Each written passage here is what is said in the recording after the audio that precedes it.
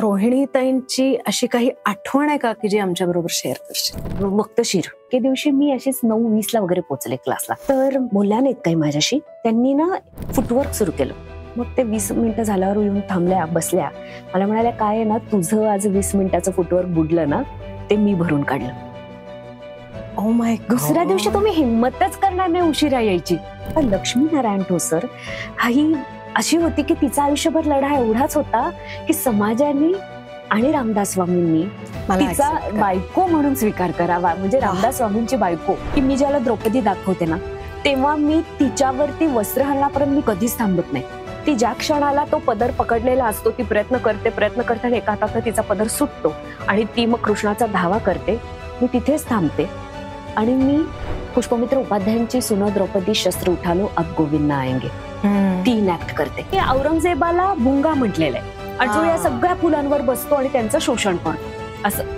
आणि ह्या सगळ्यामध्ये शिवाजी महाराजांना चंपक फुल म्हणजे चाफ्याच्या फुलाची उपमा दिली आहे. हे कुर्म कमल मधुचे हे कदंब फुल गौर हे गुलाब राना केतकी बिराज है पांडुरी पवार जुही सोहत है चंदावत बकुल बुंदले अरु हडा हसराज है भूषण बनत मुचकुंद बड़ गुजर है बगेले बसंत सब कुसुम समाज है सब ही पे रसले के बैठन सकत आय आली अवरंगजेब चंपा शिवराज है.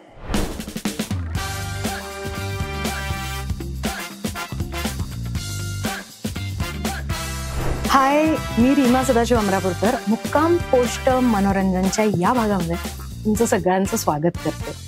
आणि मी 9वीत वगैरे होते तेव्हा एक मस्त फिल्म आली होती आणि आय रिमेंबर मी पुण्याच्या अलका टॉकीजला जाऊन ती बघितली होती.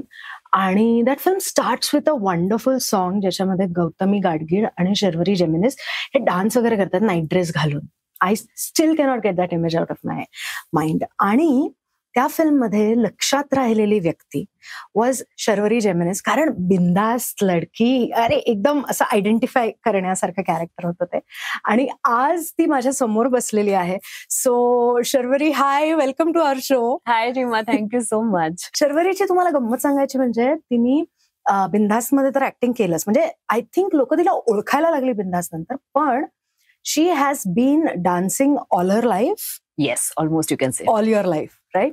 म्हणजे कथक या नृत्य प्रकाराला तिने तिचं आयुष्य वाहिलेलं आहे. सो शर्वरी, आज आपण अभिनेत्री, नृत्यांगना असं सर्व अंगांनी डिस्कस करणार आहोत, तुझ्याशी गप्पा मारणार आहोत. सो शर्वरी, मला सगळ्यात आधी सांग, तू पुण्याची आहेस. हो. मला या नावाचं फार कुतूहल आहे ग, शर्वरी आणि जेमिनिस. ते जेमिनिस आहे.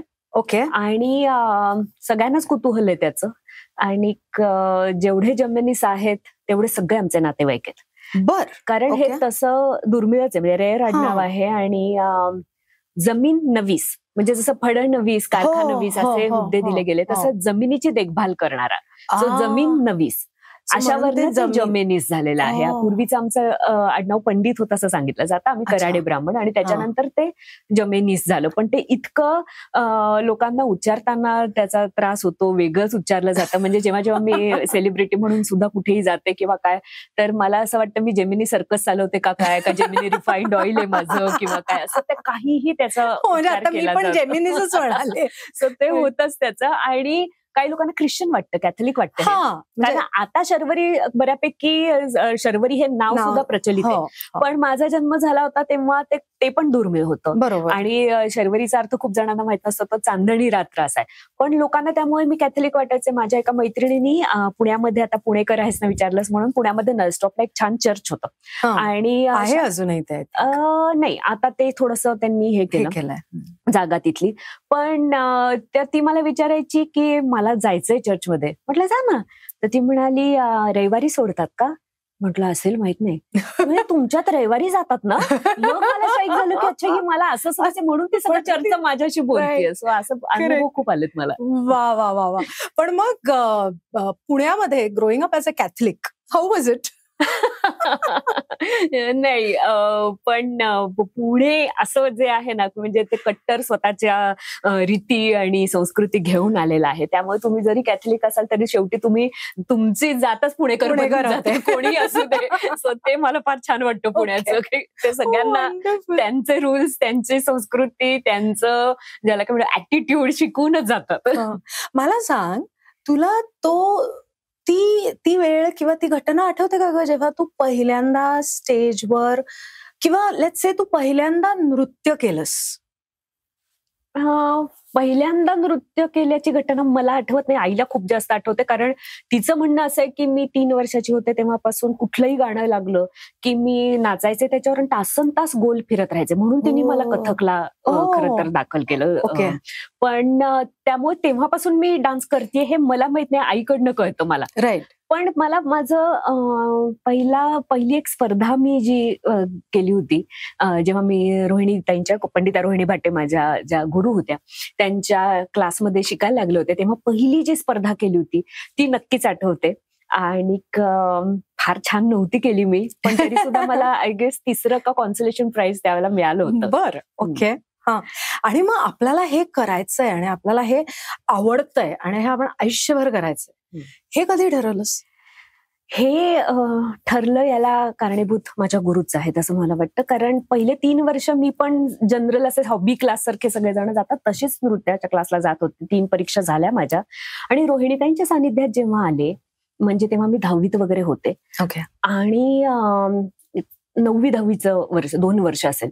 तर मला ते एवढं आवडायला लागलं नृत्य. आणि काय होतं ना, की ज्यांनी खूप अभ्यास केलाय, कित्येक वर्ष तपस्या केलेली असते या क्षेत्रामध्ये, त्यांच्याकडून ग्रहण करून घेताना तुम्हाला त्याचे इतके बारकावे, इतके कंगोरे दिसायला लागतात की तुम्हाला कळतं की हा एक खूप मोठा सागर आहे, इट्स अ ह्यूज ओशन, आणि त्याच्यात तुम्हाला शोधत राहायचंय. तर हे जेव्हा सापडतं, म्हणजे हा दृष्टिकोन सापडणं फार गरजेचं आहे. म्हणून मग तुमची हॉबी आपोआप इव्हॉल्व्ह होते पॅशन मध्ये. बरोबर. तशी माझी 10वी पर्यंत झाली. त्यांना बघून, त्यांचे विचार ऐकून, त्यांच्याकडनं शिकणं हे तर पुढची गोष्ट. नुसतं त्यांना बघून, त्यांचे विचार ऐकून, त्या सिनियर्सशी कसं बोलतात, म्युझिशियन्सशी कसं बोलतात, त्यांचं एकूण वावर, हा सगळा असा एकदम ऑरा घेऊन आलेला होता. तर मी खूपच त्या बाबतीत, त्यामुळे मी प्रभावित झाले त्यांच्या व्यक्तिमत्वानी. आणि माझ्या नशिबाने असं पण झालं की मग 10वी पर्यंत मला असं कळलं की पुणे विद्यापीठाने शास्त्रीय नृत्यांमध्ये BA सुरू केलं होतं. तोपर्यंत MA नव्हतं, पण BA सुरू केलं होतं. म्हणजे ऑथेंटिक तुम्हाला विद्यापीठाची डिग्री मिळणार होती, असं डिप्लोमा कोर्स, सर्टिफिकेट कोर्स असं नव्हतं.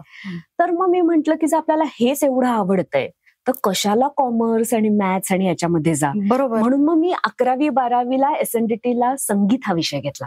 कारण मला आधी मी चौकशी केली की संगीत हा जर विषय घेतला तर अभ्यासक्रमामध्ये तुम्हाला संगीत ऑलरेडी यायला पाहिजे, थोडं तरी त्यातलं तुम्ही पारंगत पाहिजे का, बेसिक सारे गम पधनिसा सा कसा लावायचा पासून शिकवणार आहेत. तर 11वी-12वीला तसंच होतं की बेसिक पहिल्यापासून तुम्हाला शिकवलं जाईल. ग्रेट.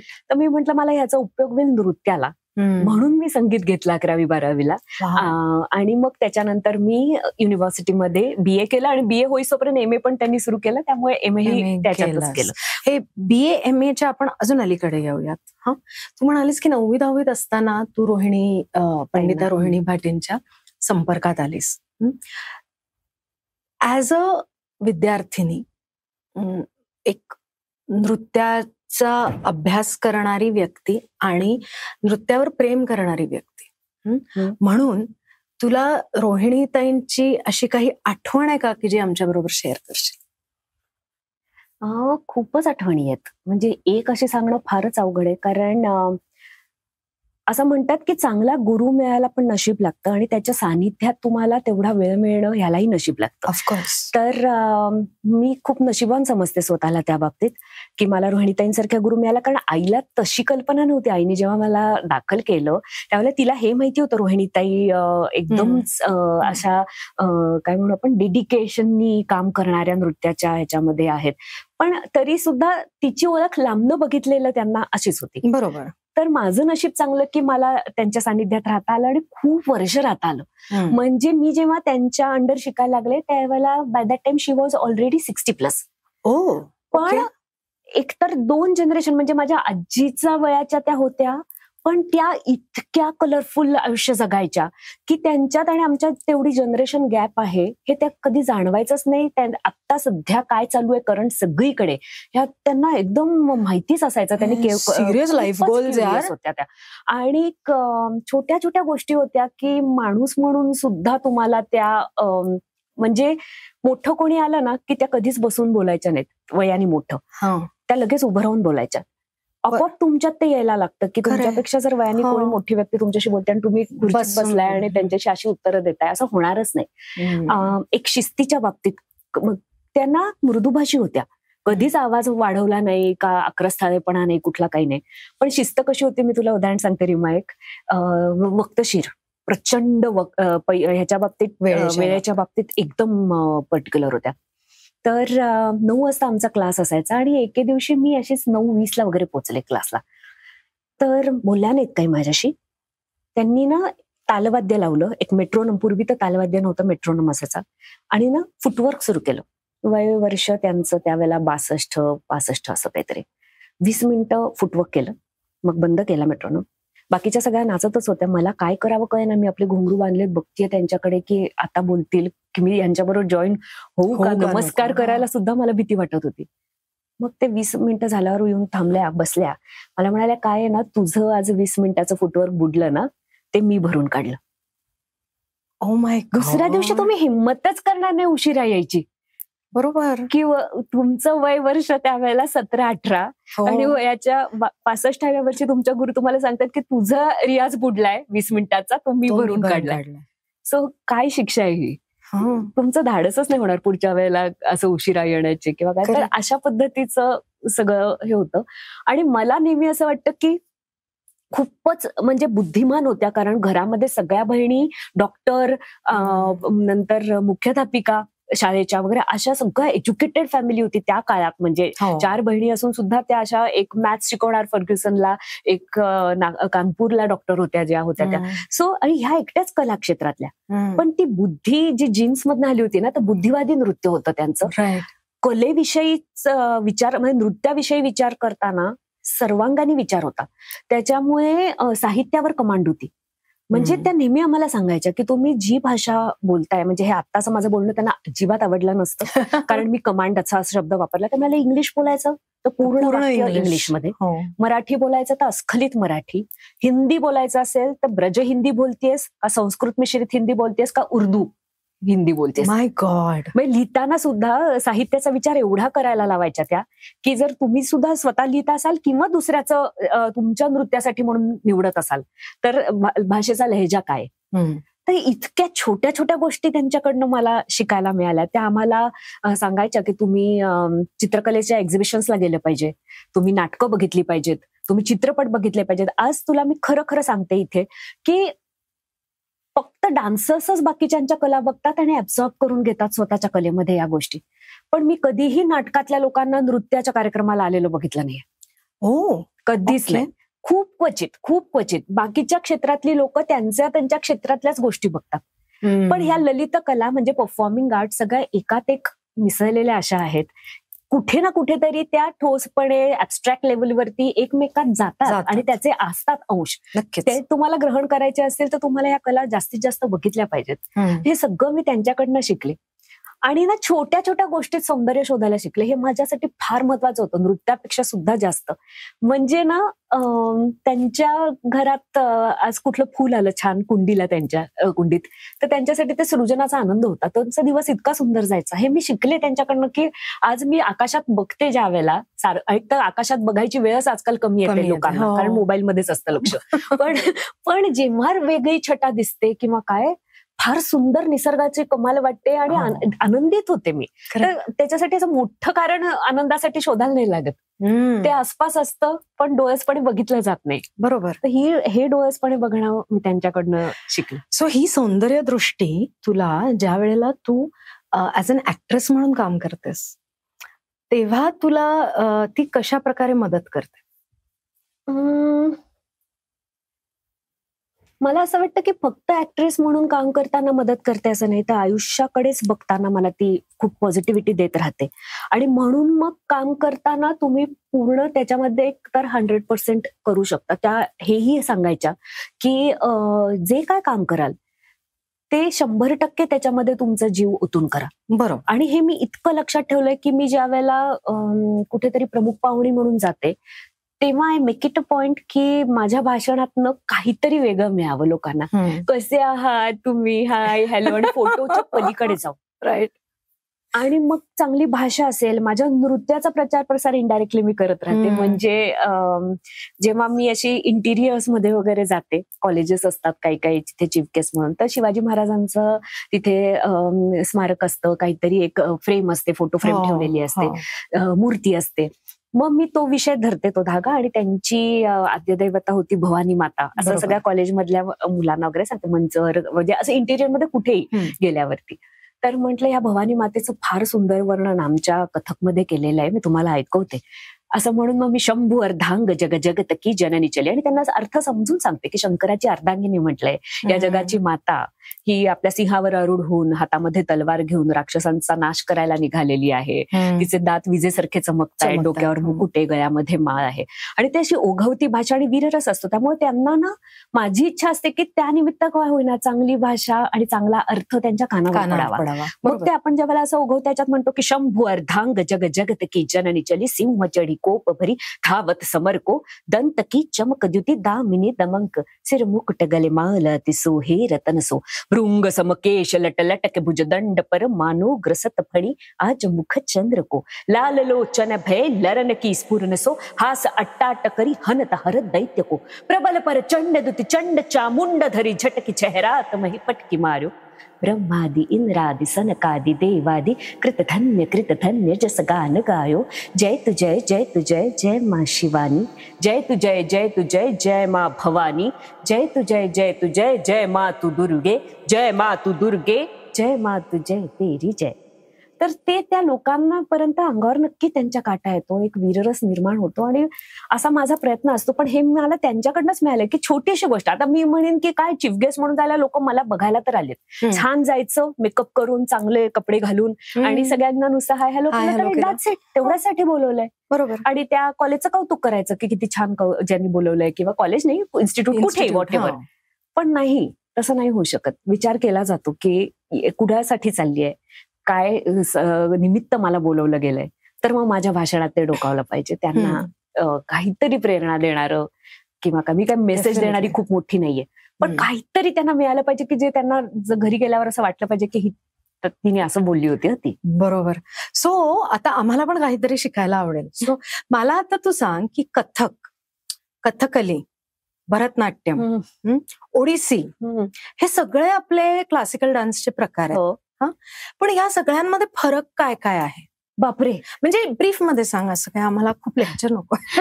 नाही, तसं तर आजकाल गुगलवर पण सगळ्यांना याची माहिती मिळते. मेन मी कथक विषयी याच्यासाठी सांगेन की कथकली आणि मोहिनीअट्टम हे बघितलं तर कुचिपुडी सुद्धा हे केरळच्या बाजूचं आहे. त्याच्यानंतर भरतनाट्यम हे तंजावर आणि म्हणजे साऊथला जातं. त्याच्यानंतर ओडिसी हे ओरिसा आणि तिथलं आहे. मणिपुरी मणिपूरचं आहे.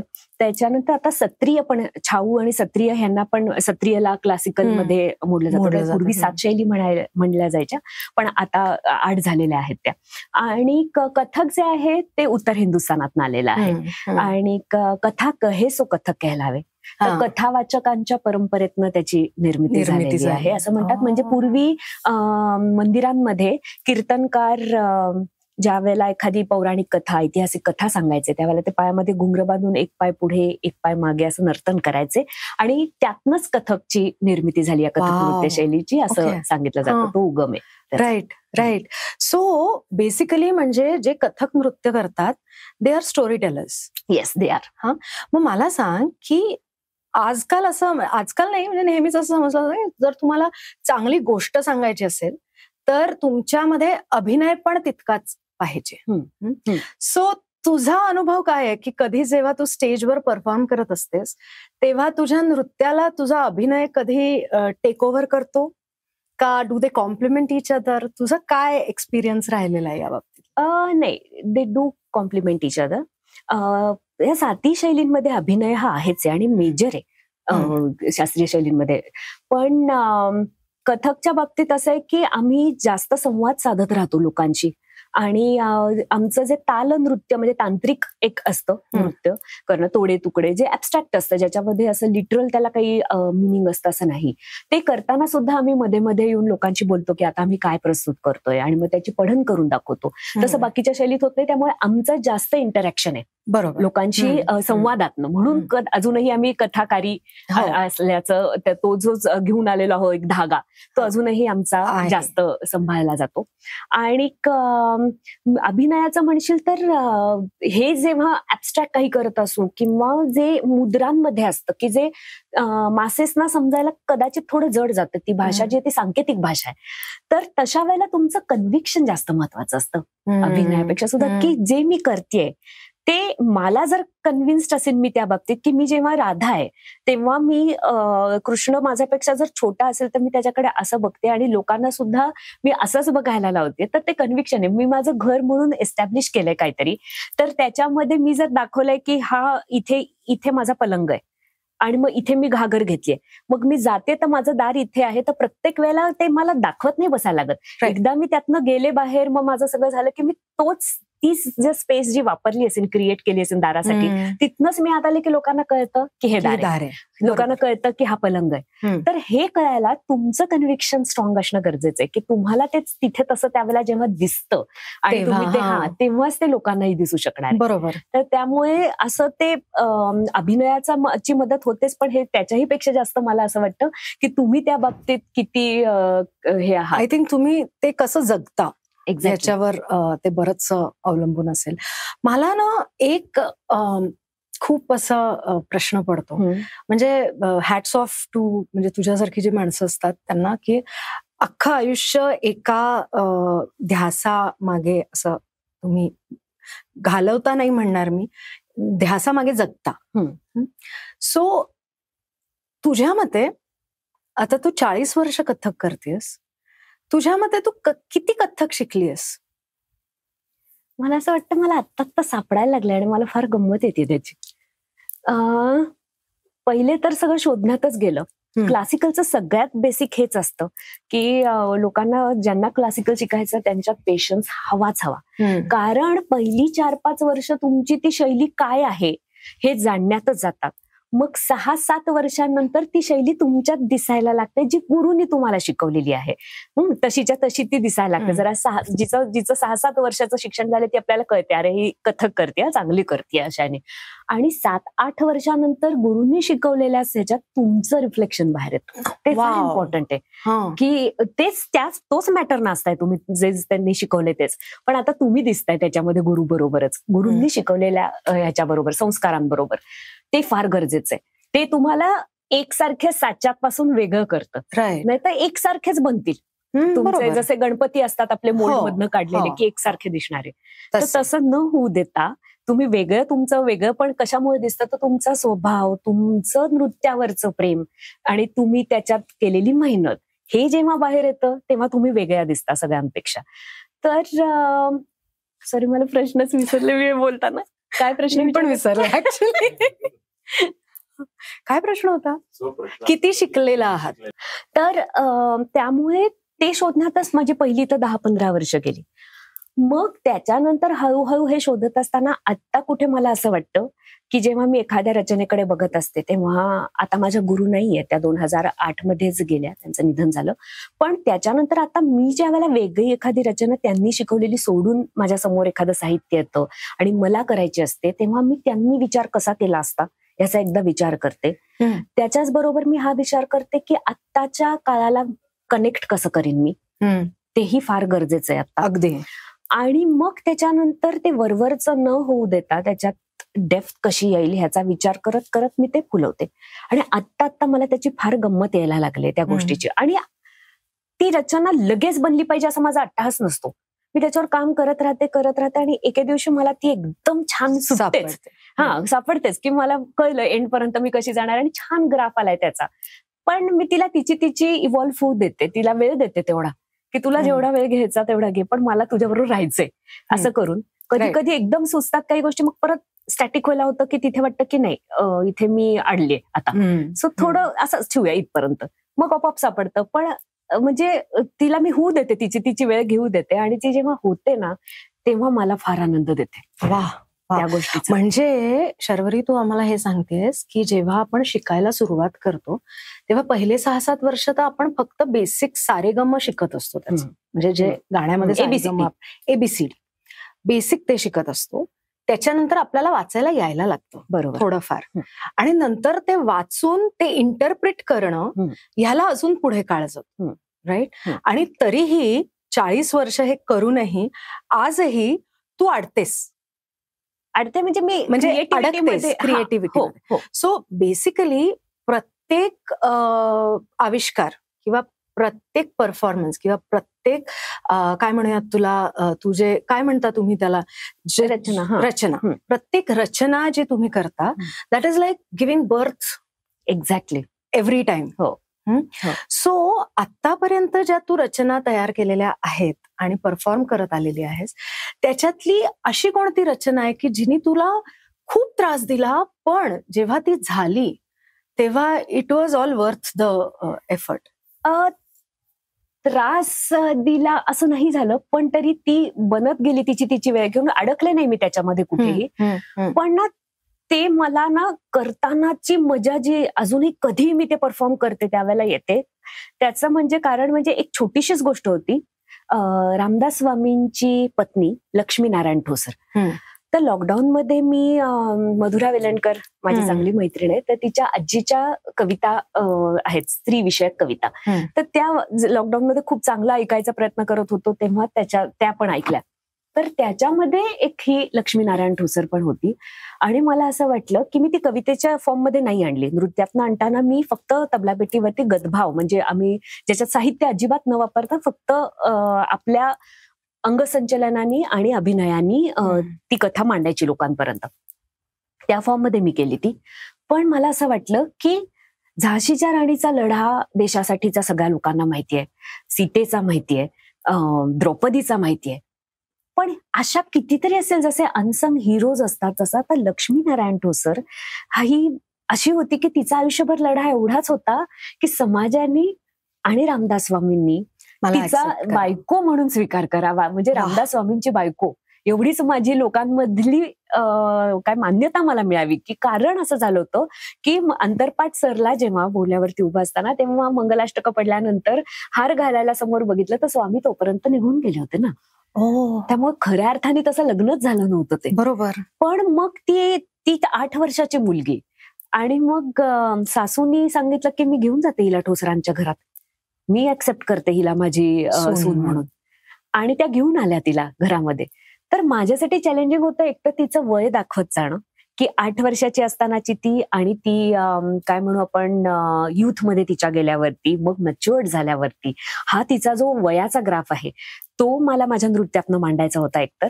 आणि तिचा लढा किती खरं असा काही देशाचं हे करणारा वगैरे नव्हता, तिचा लढा फक्त एवढाच होता की मान्यता मिळावी जगामध्ये की मला लक्ष्मी नारायण ठोसर, म्हणजे रामदास स्वामींचं नाव खरं नारायण ठोसर, तर अशीच लोक माझी ओळख शेवटपर्यंत राहावी, एवढ्यासाठीचाच लढा होता.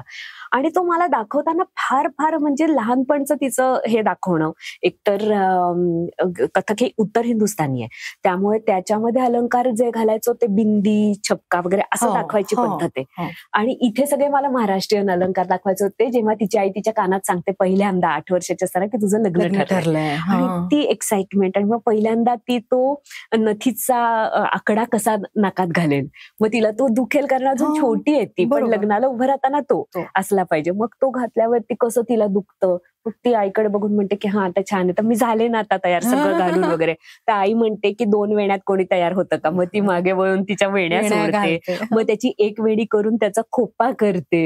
हे मला इतकं गोड वाटलं, हे मी माझं सगळं म्हणजे इंटरप्रिटेशन आहे त्याचं. आणि मग मुंडावया बांधते आणि मग तिला म्हणते चल, आणि मग तिथे गेल्यावरती हे जेव्हा होतं तेव्हा सासू जेव्हा घरी घेऊन येते तेव्हा असं असतं की पहाटे उठून, पूर्वीच्या काळी असं होतं की घरातलं पुरुष माणूस उठायच्या आत तुमची आंघोळ व्हायला पाहिजे, पाहिजे आणि काही जी कामं सांगितली गेली असतील तुम्हाला ती करायची. तर मी असं दाखवलं की ती घरात जेव्हा येते त्यांच्या तेव्हा सासू तिच्या नकळत एक ठेवायला म्हणून जाते, एक गोष्ट लपवते हे लक्षात येतं म्हणून ती म्हणते हे काय आहे. मग ती म्हणते की हे तुझं मंगळसूत्र आहे जे घातलंच गेलं नाही ना तिला. मग ती पहिले विचारते, ती छोटी आहे ना, तिला त्याचंही काही हे नाही. ती म्हणते हे कुठे गेलेत. ती सांगते की जगाचं कल्याण करायला असे ते गेलेत म्हणून. मग ती म्हणते की मी बघू का. मग ती मंगळसूत्र ते घेते आणि मग ती घरामध्ये ना देवघर शोधते आणि ते देवघरात नेऊन ठेवते आणि वळताना सांगते की माझं असं मला वाटलं की इनोसन्स दाखवू कशी मी 8 वर्षाची मुलगी. मग सकाळी पहाटे उठल्यावरती तिला सांगितलं की झाडायचं आणि सडा करायचा. तर ते झाडते मागे येऊन बघते तर तसाच थोडासा केर शिल्लक असतो. मग तो परत झाडते. मग सडा करताना ते सगळंच पडतं एकदम. मग ते ती पायानी सारवते की कोणाला कळू नये की ते चिखल झालं. असं हे माझं आहे सगळं की तिचं वय कळायच्या दृष्टीने अजून तिच्या अंगवळणी पडल्या नाहीयेत ह्या गोष्टी. मग रांगोळी काढायला घेते तर इतकी त्याच्यातच रमते, तिला छान वाटायला लागतं. तर तोपर्यंत सूर्यकिरण येतं आणि मग तिच्या लक्षात येतं सूर्य उगवायच्यात आंघोळ करायची असते ना. मग ती पटकन संपून मग आंघोळीला जाते तर गार पाणी. मग ते पहिले अंगावर घेताना कडकडणं तिचं, मग ते मग हे घेऊन येणं, फुलं घेऊन येणं, ते देवापाशी ठेवताना परत हळूच मंगळसूत्र बघणं, कोणी बघत नाहीये ना तर ते गळ्याला लावून बघणं आणि ठेवणं, असं तिचं सगळं करणं. आणि कट्टू मग ती जेव्हा मोठी झालेली असते तेव्हा तिचा आता अंगवळणी पडलंय काम, तर उठणं आणि सफाईनी केर सडा करून जाऊन आता त्या आंघोळीची पण सवय झाली तिला. असं करून येताना तिचं फक्त तारुण्य दाखवायला मी दाखवते की एक मोगऱ्याचं फुल फुललेलं आहे आणि त्याचा वास तिला इतका मोहक आहे की तो ती पूर्ण असं स्वतःच्या चेहऱ्यावर फिरवून आंबाड्यात घालते आणि येऊन कामाला लागते. सासू येऊन बघते की तिने फुल घातलंय आणि ती चांगली दिसतेय, तर या पुरुषांची नजर तिच्यावर जाईल. बरोबर. म्हणून मग ती तिला सांगते की ते काढून ठेव, ते सांभाळू कशी तुला.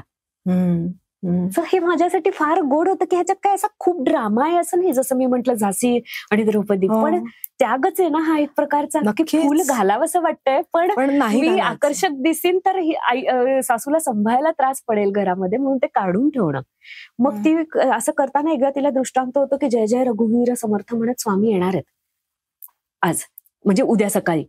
आणि मग तिची ती झोप त्यावेळची आणि मग ती वाटच बघत नाही, पक्ष्यांचं जस्ट किलबिलाट सुरू होतो पहाटेचा, तर ती उठते आणि तेव्हा ती पुन्हा लग्नात जशी नटली होती ना तसं सगळं घालते, सगळे दागिने घालते, कुंकू लावते. आणि ना पहिल्या तिथे मी नेहमी जेव्हा करते तेव्हा मला या विचारांनीच भरून येतं की ती पहिल्यांदा ते मंगळसूत्र, ती पहिली जेव्हा असते ती अशी कोणी नाही न बघितलं करणारी असते, ती जी तरुण होते तेव्हा ती फक्त त्याच्यावरून अशी हात फिरवायची. जेव्हा तिथे सगळं मोठे कोणीतरी येऊन पूजा करतील म्हणून हार करून ठेवणं, गंध करणं करायचे, तेव्हा ती फक्त त्याच्यावर एक हात फिरवून विचार करायचे आणि बाहेर पडायचे मॅच्युरिटी आल्यामुळे.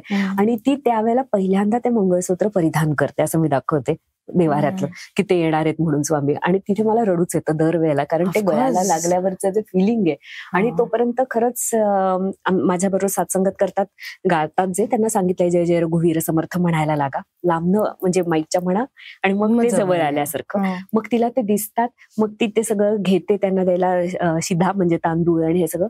आणि ते समोर आल्यावर त्यांचंही तेज, एवढे वर्षांची तपस्या आहे, तर ते डोळ्याला डोळ्या भिडवणं शक्य नाही त्या तेजाने त्यांचं हे म्हणून. आणि तरी ती प्रयत्न करते, जेव्हा ती झोळीत टाकत असते तेव्हा एकदा त्यांना बघायचं डोळे भरून म्हणून, आणि खाली वाकून नमस्कार करते. मी असं दाखवते की आशीर्वाद करते, तिच्या डोक्यावरनं जो हात फिरवतात तेवढा एक क्षण ती सौभाग्यवती म्हणून पूर्ण जगते. आणि मग ते निघून जातात तेव्हा ती स्वतःला आरशात येऊन बघते आणि पूर्ण डोळे भरून बघते की कुंकू, मंगळसूत्र आणि अशी सगळी ती आहे. आणि त्याच्यानंतर ती एका पॉइंटला स्वतःला सुखी आहे, एकदम समाधानी नजरेने बघते आणि ती स्वतःची ती प्रतिमा ती डोळ्यात साठवून ठेवते आणि ती आरसा काढून ठेवते की आता मला ह्याच्या पुढे बघायचं नाही. असं म्हणतात की ती साध्वी झाली आणि ठोसरांच्या वाड्यामध्ये तिची समाधी अजूनही. मग ती ते सगळे दागिने काढते, ती पुन्हा मंगळसूत्र देवघरात ठेवते. आणि मी साध्वी झाल्यामुळे ती अलंकार काढून चंदन लावून माळ घेऊन समोर जाते असं दाखवलं. आणि मी त्याचा एंड असा केलाय जो मला सुचायला वेळ गेला की ह्याचा एंड कडे मी कशी जाऊ. एवढंच माहितीये की ठोसरांची वाड्यात तिची समाधी आहे. तर मला असं एके दिवशी अचानक सुचलं, आणि ते ऍक्च्युली आपल्याला सुचतच नाही. रोहिणीताई म्हणतात की ते आजूबाजूलाच तुमच्या पक्षी असतात आणि ते अचानक येऊन खांद्यावर बसतात तुमच्या आणि तुम्हाला सांगतात की हे आता करायचंय. तर मी सदा सर्वदा योग तुझा घडावा, तुझे कारणी देह माझा पडावा, उपेक्षू नको गुणवंत अनंता रघुनायका मागणे हिची आता जय जय रघुवीर समर्थची तिहाई असा एंड केला. आता सदा सर्वदा आपण सगळेच म्हणतो संध्याकाळच्या वेळेला किंवा काय दिवे लागणीच्या वेळेला, हे सदा सर्वदा तिच्याकडनं आहे त्यांना आणि समाजाला. एक तर त्यांना की सदा सर्वदा योग तुझा घडावा, तुझे कारणी देह माझा पडावा, उपेक्षू नको गुणवंत अनंता, त्यांनाही म्हटलंय समाजाला की माझी उपेक्षा करू नको, आणि हीच रघुनायका मागणे हेची आता. तर मी जय जय रघुवीर समर्थला तिचे प्राण गेले तसं दाखवते, मी स्टॅटिक राहते. दुसऱ्या जय जय रघुवीर समर्थला मीच नरेटर बनते आणि मी सांगते की ती त्यांच्याबरोबर कायम एकनिष्ठ राहिली. आणि तिसऱ्या जय जय रघुवीर समर्थला मी त्या देवाऱ्यातलं ते मंगळसूत्र आणते, सांगते हे हीच आहे असं म्हणून ठेवून नमस्कार करते. अशी 17-18 मिनिटाची मी ही नायिका नाचते, जी अष्टनायिकांमधली नाही, जी कुठली प्रसिद्धीला आलेली अशी नायिका नाही. पण मी म्हंटल ना, आता मला गंमत यायला लागले. मला असे विषय की जे वेगळे आहेत आणि जे नृत्यात आले पाहिजेत असं वाटतं, की कोणाला माहिती ह्या असं लढाण्या अशा किती असतील ज्यांचे हे लढे असतील असे घरामध्ये, त्या काळामधल्या स्त्रिया की ज्यांना बोलताच नाही आलेलं, कधी सांगताच नाही आलेलं की त्यांचं काय मनात चलत होतं किंवा काय कशातनं गेल्यात त्या. बरोबर. तर ते मांडावंसं वाटलं आणि मला वाटतं की असं शोधायला आता मला फार मजा यायला. Okay, so Sharvari, as a woman, as a एक बाई म्हणून, ज्या वेळेला तू अशी एखादी कथा निवडतेस, त्याची रचना तयार करतेस, त्याचबरोबर ती आजच्या काळात आजच्या ऑडियन्सला कशी ती त्यांना ती आपलीशी वाटू शकेल ह्याचाही तू विचार करत असतेस. सो ज्या वेळेला एक असं 250-300 वर्षांपूर्वीचं कथानक घेऊन ते या काळात तू आणतेस, त्यावेळेला एक स्त्री म्हणून तुला काय वाटतं ग?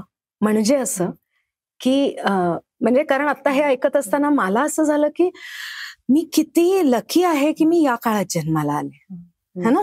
नाही तर 8व्या वर्षी ज्याच्याबरोबर लग्न लावतील त्याच्याबरोबर लावायचं, आई वडील सांगतील, सासू सांगेल तसं वागायचं, राहायचं, हे आता अनइमॅजिनेबल आहे. बरोबर. सो तुला काय वाटतं की आपण स्त्री म्हणून हा जो आपला प्रवास झालेला आहे त्याच्याबद्दल तुझं काय मत आहे?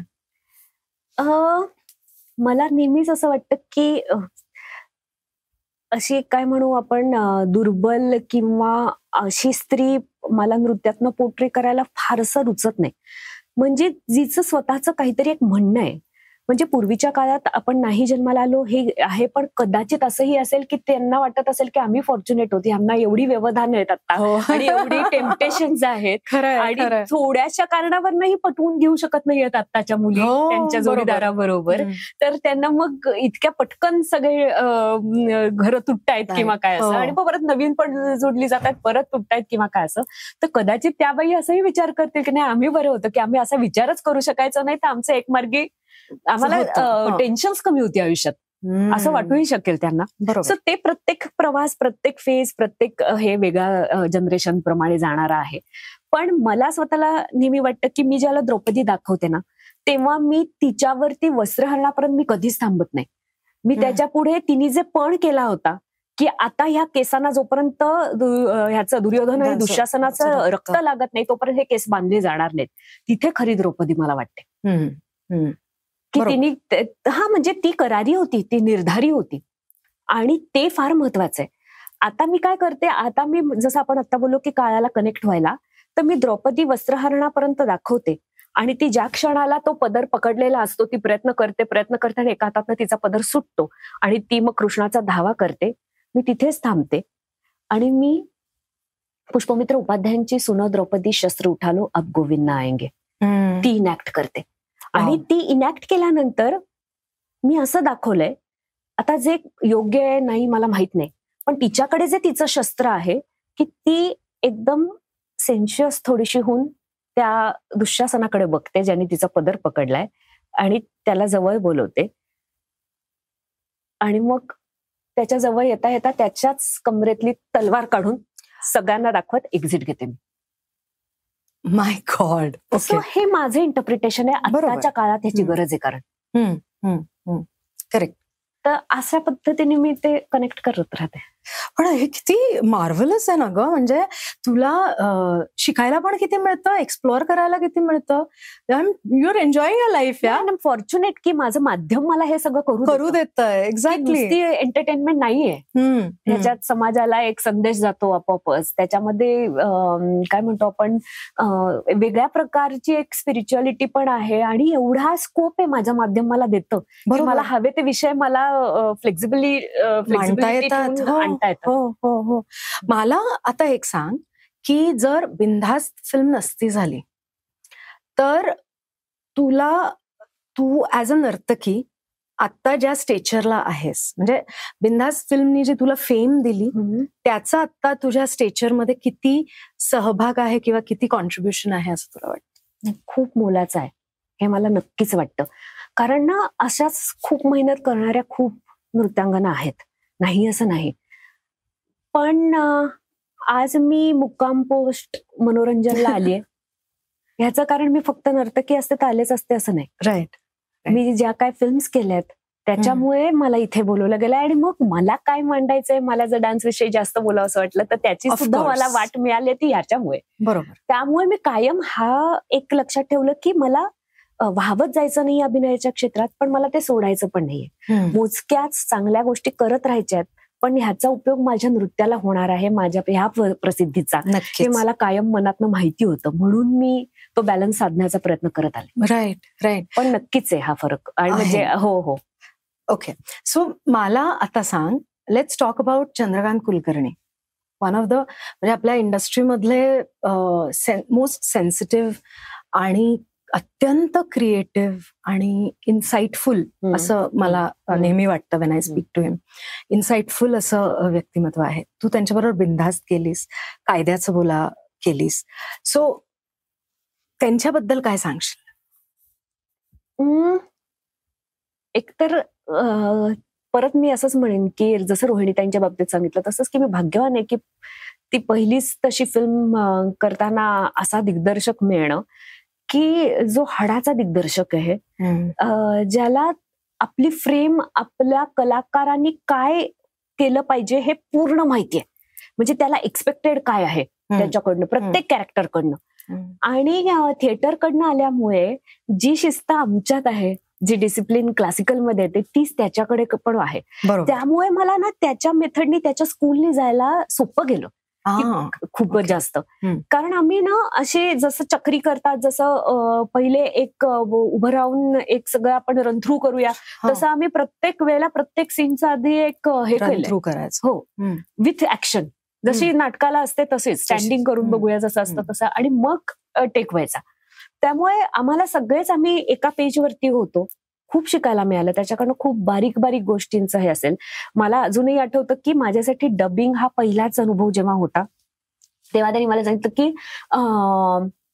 तू रोज थोडं थोडं डबिंग कर. आणि माझं आणि गौतमीचं दोघींचंही असंच होतं की आम्ही एक्साइटमेंट मध्ये, किंवा आता मी तुझ्याशी बोलताना सुद्धा जेव्हा खूप सांगायचं असतं ना, तेव्हा माझा पिच कधी कधी वर जास्त जातो. आता कमी जातो, पण पूर्वी तर खूप जास्त जायचा. तर त्यांनी मला सांगितलं तुझ्या कॅरेक्टरला वरचा पिच एवढा सूट नाही होणार शर्वरी, तर तू तुझं ऐकूच नकोस. जे त्यावेळेला बोललेलं जे तुम्हाला हे ऐकवतात ना, तर ते तू ऐकूच नकोस. आणि लिप मुव्हमेंटवरनं आणि जुलै डायलॉगचं स्क्रिप्ट जे समोर असेल त्याच्यावरनच डबिंग करशील आणि बेसचा आवाज काढून करशील, म्हणजे गौतमी आणि तुझ्या आवाजात पण फरक पडेल आणि तुझ्या कॅरेक्टरला ते जाणार असेल. तर ते माझ्यासाठी थोडं अवघड होतं, पण ते त्यांनी करून घेतलं माझ्याकडनं. आणि त्यांनी मला रीमाताईंचं असेल, अजून मोठे मोठे जे त्या निर्मितीताईचं असेल किंवा काय, हे सगळं बघायला थांबवलं. की मला म्हणायचं तुझं थोडंसं झालं की आज त्यांना बोलवलंय, त्यांचं ऐक. हे खूप शिकवणार असं, आणि असं म्हणणं सुद्धा की त्यांचं कसं होतंय ऐक वगैरे. तर खूपच बारकावे त्या गोष्टींमध्ये. आणि ती भूमिका अक्षरशः म्हणजे वैजू माझ्या पूर्ण त्या बिंदास होईपर्यंत अशी सिस्टीम मध्ये बसली होती त्याच्यामुळे. तर नक्कीच मला फार फार आय फील फॉर्च्युनेट की मला त्याच्या अंडर काम करायला मिळालं. किती जण चंदू सरांच्या अंडर काम करायला अजूनही अशी फडत असतात. एक्झॅक्टली. आम्ही चंदू सरांची डेट मिळवायला तडफडतो. शर्वरी प्लीज त्यांना सांग. माझं ऐकत असते तर मी त्यांना म्हंटल की हो सर हे झालं, बिंदास झाला, कायद्याचं बोला झाला, आता एक तिसरा तुम्ही वाट बघतीये. एनिवेज, सो मला आता तू हे सांग की आपण नृत्य करणं, आपण ते एक्सप्रेस करणं ह्याची एक हाय असते. हो, म्हणजे यु आर ऑन अ हाय जेव्हा तुम्ही ते परफॉर्म करत असता तेव्हा. सो पण तू एक निर्णय घेतलायस आणि तू एक चॉईस म्हणून विद्यार्थिनींना शिकवतेस सुद्धा, विद्यार्थ्यांना शिकवतेस सुद्धा. सो आपण हे नृत्य शिकवावं हे का वाटलं? मी खूप उशिरा सुरू केलं, कारण ना तोपर्यंत मी स्वतःच इतके परफॉर्मन्सेस अजूनही माझे चालूच आहेत. पण रोहिणीताईंसमोर जोपर्यंत होते तोपर्यंत मला अजिबातच वाटलं नाही की मी माझी नृत्य संस्था सुरू करावी. काहींनी ती केली सुद्धा माझ्या कलिग्सनी किंवा काय असं, पण मला नाही वाटलं. एक असं आहे की मला वाटतं की कुठलीही गोष्ट, मी मगाशी म्हटलं तसं की मला 100% करायला आवडते. बरोबर. तसं जर मी एकदा ही जबाबदारी घेतली की मला शिकवायचंय, तर मला ती पूर्णपणे 100% देऊन निभावता आली पाहिजे. बरोबर. आता घेतलंय काम आणि मग मला आज इथे परफॉर्मन्स आहे, मला आज तिथे शूट आहे, मला इथे हे असं जर मी करत राहिले तर मला ते नाही चालणार. तर मी जेव्हा वेळ देऊ शकेन पूर्णपणे छान असा, तेव्हाच मी ते सुरू करावं असं मी ठरवलं. म्हणून मी खूप उशिरा सुरू केली माझी अकॅडमी. दुसरं, ते सुरू करायचं हे नक्की मनात होतं, कारण नाहीतर प्रचार आणि प्रसार माझ्या कलेचा होणार कसा? तो पुढच्या पिढीपर्यंत जी मूल्य माझ्यापर्यंत आली, माझ्या परंपरेतनं, माझ्या गुरूंनी जे काय मला ते अर्पित पुढे तर करता आलं पाहिजे, आणि तरच ते पुढे अजून वृद्धिंगत होत जाणार आहे, वाढणार आहे, समृद्ध होणार आहे कला माझी. त्यामुळे मला त्यासाठी गरजेचं होतं. दुसरं असं आहे की तुम्ही शिकवताना सुद्धा खूप शिकत असता, तुमची पण ग्रोथ आपोआपच होते त्या स्टुडंटला शिकवताना. आणि पण मी माझ्या आतापर्यंत नृत्य संस्थेच्या ऍडमिशन्स ओपन आणि बॅचेस, न्यू बॅचेस स्टार्टिंग वगैरे असं एकदाही स्टोरी नाही केलेली कुठेही सोशल मीडियावर, एकही पोस्टर छापलं नाहीये किंवा काही नाही. त्यामुळे माझ्याकडे ना असं खूप लिमिटेड मुली आहेत शिकणाऱ्या. लोकांकडे खूप जास्त मुली आहेत क्लासेसमध्ये, म्हणजे पण मी त्यांना ब्लेम करणार नाही, कारण त्यांचं ते सोर्स ऑफ इन्कम आहे. बरोबर. माझ्यासाठी फॉर्च्युनेटली सोर्स ऑफ इन्कम फक्त तेवढं नसल्या कारणाने मी निवेदनही करते, नंतर मी ऍक्टिंगही करते, चीफ गेस्ट म्हणून बरेचदा जाते किंवा काय. पण there are multiple ways for me, fortunately, by God's grace. तर त्याच्यामुळे मी फुल कॉन्सन्ट्रेशन फक्त इथे क्लासवरच्या इन्कमवर नाही ठेवलेलं माझं. बरोबर. म्हणून मी त्याला रिस्ट्रिक्ट करू शकते की मी जेवढ्या मुलींना आता फुल वेळ देऊ शकते तेवढ्याच मुली मी समोर घेणार. मला स्वतःला असं काय म्हणू आपण, फॅक्टरी, कारखान्यासारखं ह्याला नाही मी ट्रीट करू शकत. आणि ते करूही नाही, कारण क्वालिटी जाते. तुम्ही ज्या वेळेला बॅचेसवर बॅचेस आणि खूप मुली समोर असतात त्यावेळेला तुम्ही एक तर इंडिव्हिज्युअली प्रत्येकीकडे कॉन्सन्ट्रेट करू शकता, असंही होत नाही कधी कधी. आणि तेवढं ते मेंटेन होतेच क्वालिटी, असं नाही. 1 to 1 शिकवण्याचीच गोष्ट ही कला खरं तर बऱ्यापैकी. त्याच्यामुळे मी ते खूप रिस्ट्रिक्टेड ठेवलंय आणि हॅपी विथ इट. सो हेच कारण आहे का की तू सिरियल्स पण करत नाहीस? कारण म्हणजे नाहीतर अनेक अभिनेत्री अशा असतात की आता हे 5 वर्षानं मला पैसे कमवायचे म्हणून त्या सिरियल्स करतात, राईट? तसं तू कधीही केलेलं नाहीस. सो सिरियल किंवा टेलिव्हिजन न करण्यामागचं तुझं काय हेतू आहे? टेलिव्हिजन केलं पण असतं जर फक्त डेली सोप्स होत नसत्या तर. पण आता अनफॉर्च्युनेटली डेली सोप्सच होतात जास्त. आणि daily soaps are very time consuming. म्हणजे तुम्हाला एकदा तुम्ही ते करायचं ठरवलं आणि तुम्ही जर लीड रोल करत असाल तर 5 वर्षासाठी तुमचा तो कमिटमेंट असते, आणि महिन्यातले ऑलमोस्ट 21-22 दिवस तुम्हाला द्यायला लागतात. आणि हे कसं आहे ना, ही नृत्य हे क्षेत्र एखाद्या स्पोर्ट्स पर्सन सारखंच आहे, म्हणजे स्पोर्ट्स फील्ड सारखं, की तुम्ही जर त्याच्यात असाल तरच तुम्ही निभावू शकता. म्हणजे तुम्हाला रोजचा रियाज फार गरजेचा आहे. जसं त्यांना पण कोणीही स्पोर्ट्समन जाऊन आज टुर्नामेंट आहे म्हणून मी आज उभं राहिलो बॅट घेऊन असं नाही करू शकत. ते फिटनेस तुमच्या बॉडीची तेवढ्या एन्ड्युरन्स फार गरजेचा आहे. तसंच हे फिजिकल असतं सगळं आहे आमचं जे आहे. बरोबर. सो तुम्हाला 1.5 तास घुंगरू बांधून जर कॉन्सन्ट्रेट कॉन्सर्ट करायची असेल तर त्याच्यासाठी रोज आधी 3 तास तुम्हाला घाम घालायला पाहिजे. तुमचा रियाज डान्सचा जर तेवढा होत असेल तर तुम्ही 1.5 तास कॉन्सर्ट करणार. हे 1.5 मिनिटाचं रील नाहीये किंवा 5 मिनिटाचं फिल्म मधलं सॉन्ग तुम्ही परफॉर्म करायला सेलिब्रिटी फेस्टिवल्स मध्ये वगैरे जातात ते नाहीये. हे शास्त्रीय मैफिलींच्या महोत्सवांमध्ये तुम्हाला 1.5 तास ते 2 तास नाचायला लागतं आणि तेवढं तुम्हाला निभावता आलं पाहिजे. तर ते जर निभावायचं असेल तर तुम्हाला रोज रियाज करायलाच पाहिजे. तर मला त्याच्यापासून लांब जायचं नव्हतं रियाजापासून. आणि जेव्हा मी बिनधास्त केला तेव्हा रोहिणीताई होत्या आणि मी त्यांना जाऊन विचारलं की असं अशी फिल्म आली आहे. मी जेव्हा कथानक सांगितलं तर त्या मला कथानक इतकं चांगलं होतं की त्यांनाही वाटलं की मी करावं. जेव्हा त्यांनी म्हटलं तेव्हा पण मी त्यांच्या डोळ्यात ही भीती पाहिली होती की ज्या मुलीवर तोपर्यंत 10-12 वर्ष मेहनत केली तर अभिनय हे क्षेत्र तुम्हाला एका रात्रीत प्रसिद्ध करतं, तिथे पैसेही जास्त आहेत, तर ही आता क्षेत्र बदलणार बहुतेक स्वतःच. तर मी त्यांना असं सांगितलं की रोहिणीताई, नृत्य हे माझं पहिलं प्रेम आहे आणि काही झालं तर मी त्याच्याशी तडजोड करणार नाही. मी मोजक्याच भूमिका करीन, मी अभिनय क्षेत्रात वाहवत जाणार नाही. म्हणून मला वाटतं की मी तेव्हापासून इतकं म्हणजे माझं सॉर्टेड होते त्या बाबतीत की मला नाही डेली सोप्स करायच्या. कारण ते केल्या तर मग मी प्रसिद्ध होईन, पैसे मिळतील, पण नृत्यापासून लांब जाईन. तर मग मला जर रात्रीची झोपच लागणार नसेल त्या गिल्टनी की ज्याच्यावर सगळ्यात प्रेम आहे त्याला मी लांब ठेवलंय केवळ अभिनय आणि प्रसिद्धी आणि पैशासाठी, तर त्या जगण्याचा काही अर्थच नाही ना. तुम्ही आत्मसमाधानी असाल तर त्या जगण्याला अर्थ आहे. झोप शांतपणे रोज रात्री लागली तर पाहिजे. खरं. आणि त्यावेळेला कळलं मला हेच. मला कारण तेव्हा बिंदास आला तसं, तेव्हा मी लहान होते तशी, त्यामुळे त्या वयातच हा डिसिजन घेतला. आणि त्याच्यानंतर 10-12 जवळजवळ मालिकांच्या प्रमुख भूमिकांना मी नाही म्हटलं, पण नो रिग्रेट्स ॲट ऑल, मला कधीच नाही वाटलं. पण मग आता तुझा जेव्हा दिनक्रम असतो, what is the high point of your day? High point is always रियाजच मला वाटतं. जेव्हा मी सकाळी माझ्या मुलाला डबा बनवून व्हॅनमध्ये बाय करते आणि मग मी घरी येते आणि घुंगरू बांधते आणि जी 2 तास उभी राहते. मुलींना शिकवायला पण, काही मुली ज्या माझ्या अंडर BA-MA करतायत त्यांचं 1 to 1 घ्यायला लागतं. तर तो जनरल क्लास जो माझा संध्याकाळचा असतो त्याच्यात त्यांना मी बोलवत नाही, त्यांचं घरी घेतलं जातं. तर कधी कधी सिनियर मुलींबरोबर मी रियाजाला उभी राहते आणि आम्ही एकत्र सगळ्याजणी रियाज करतो, त्याचा आनंदही वेगळा असतो. पण जेव्हा मी एकटी उभी राहते त्यावेळेला एक्सटेम्पोर काहीतरी करायचं ठरवते की ते आज घडेलच असंही नाही, बनेलच असं नाही. म्हणजे ताल लावलेला असतो आणि वेगळाच थाट की तो रचला नाहीये. आज उभं राहायचं आणि जे वाटेल ते सुरू करायचं, असं जी आत्ताची माझी स्टेज आहे. आणि त्याच्यात काहीतरी खूप चांगलं सुचून जातं आणि ते एवढा आनंद देऊन जातो. I think that is the highest point की त्या दिवशी मला एकदम असं सुंदर वाटत असतं. That is so lovely. मग आता मला सांग की तुझ्या या ज्या मोजक्या विद्यार्थिनी आहेत त्यांच्यातलं कोणी जर तुझ्याकडे आलं आणि म्हणालं की मला रियालिटी शो मध्ये भाग घ्यायचा आहे, तर तू त्यांना काय सांगशील? नाही, भाग घ्यायचा असेल तर घेऊच दे त्यांना, त्याच्याविषयी मला काही म्हणणं नाही. पण किती मनाला लावून घ्यायचे त्यातले रिझल्ट्स आणि सगळं करायची तयारी आहे का तुमची?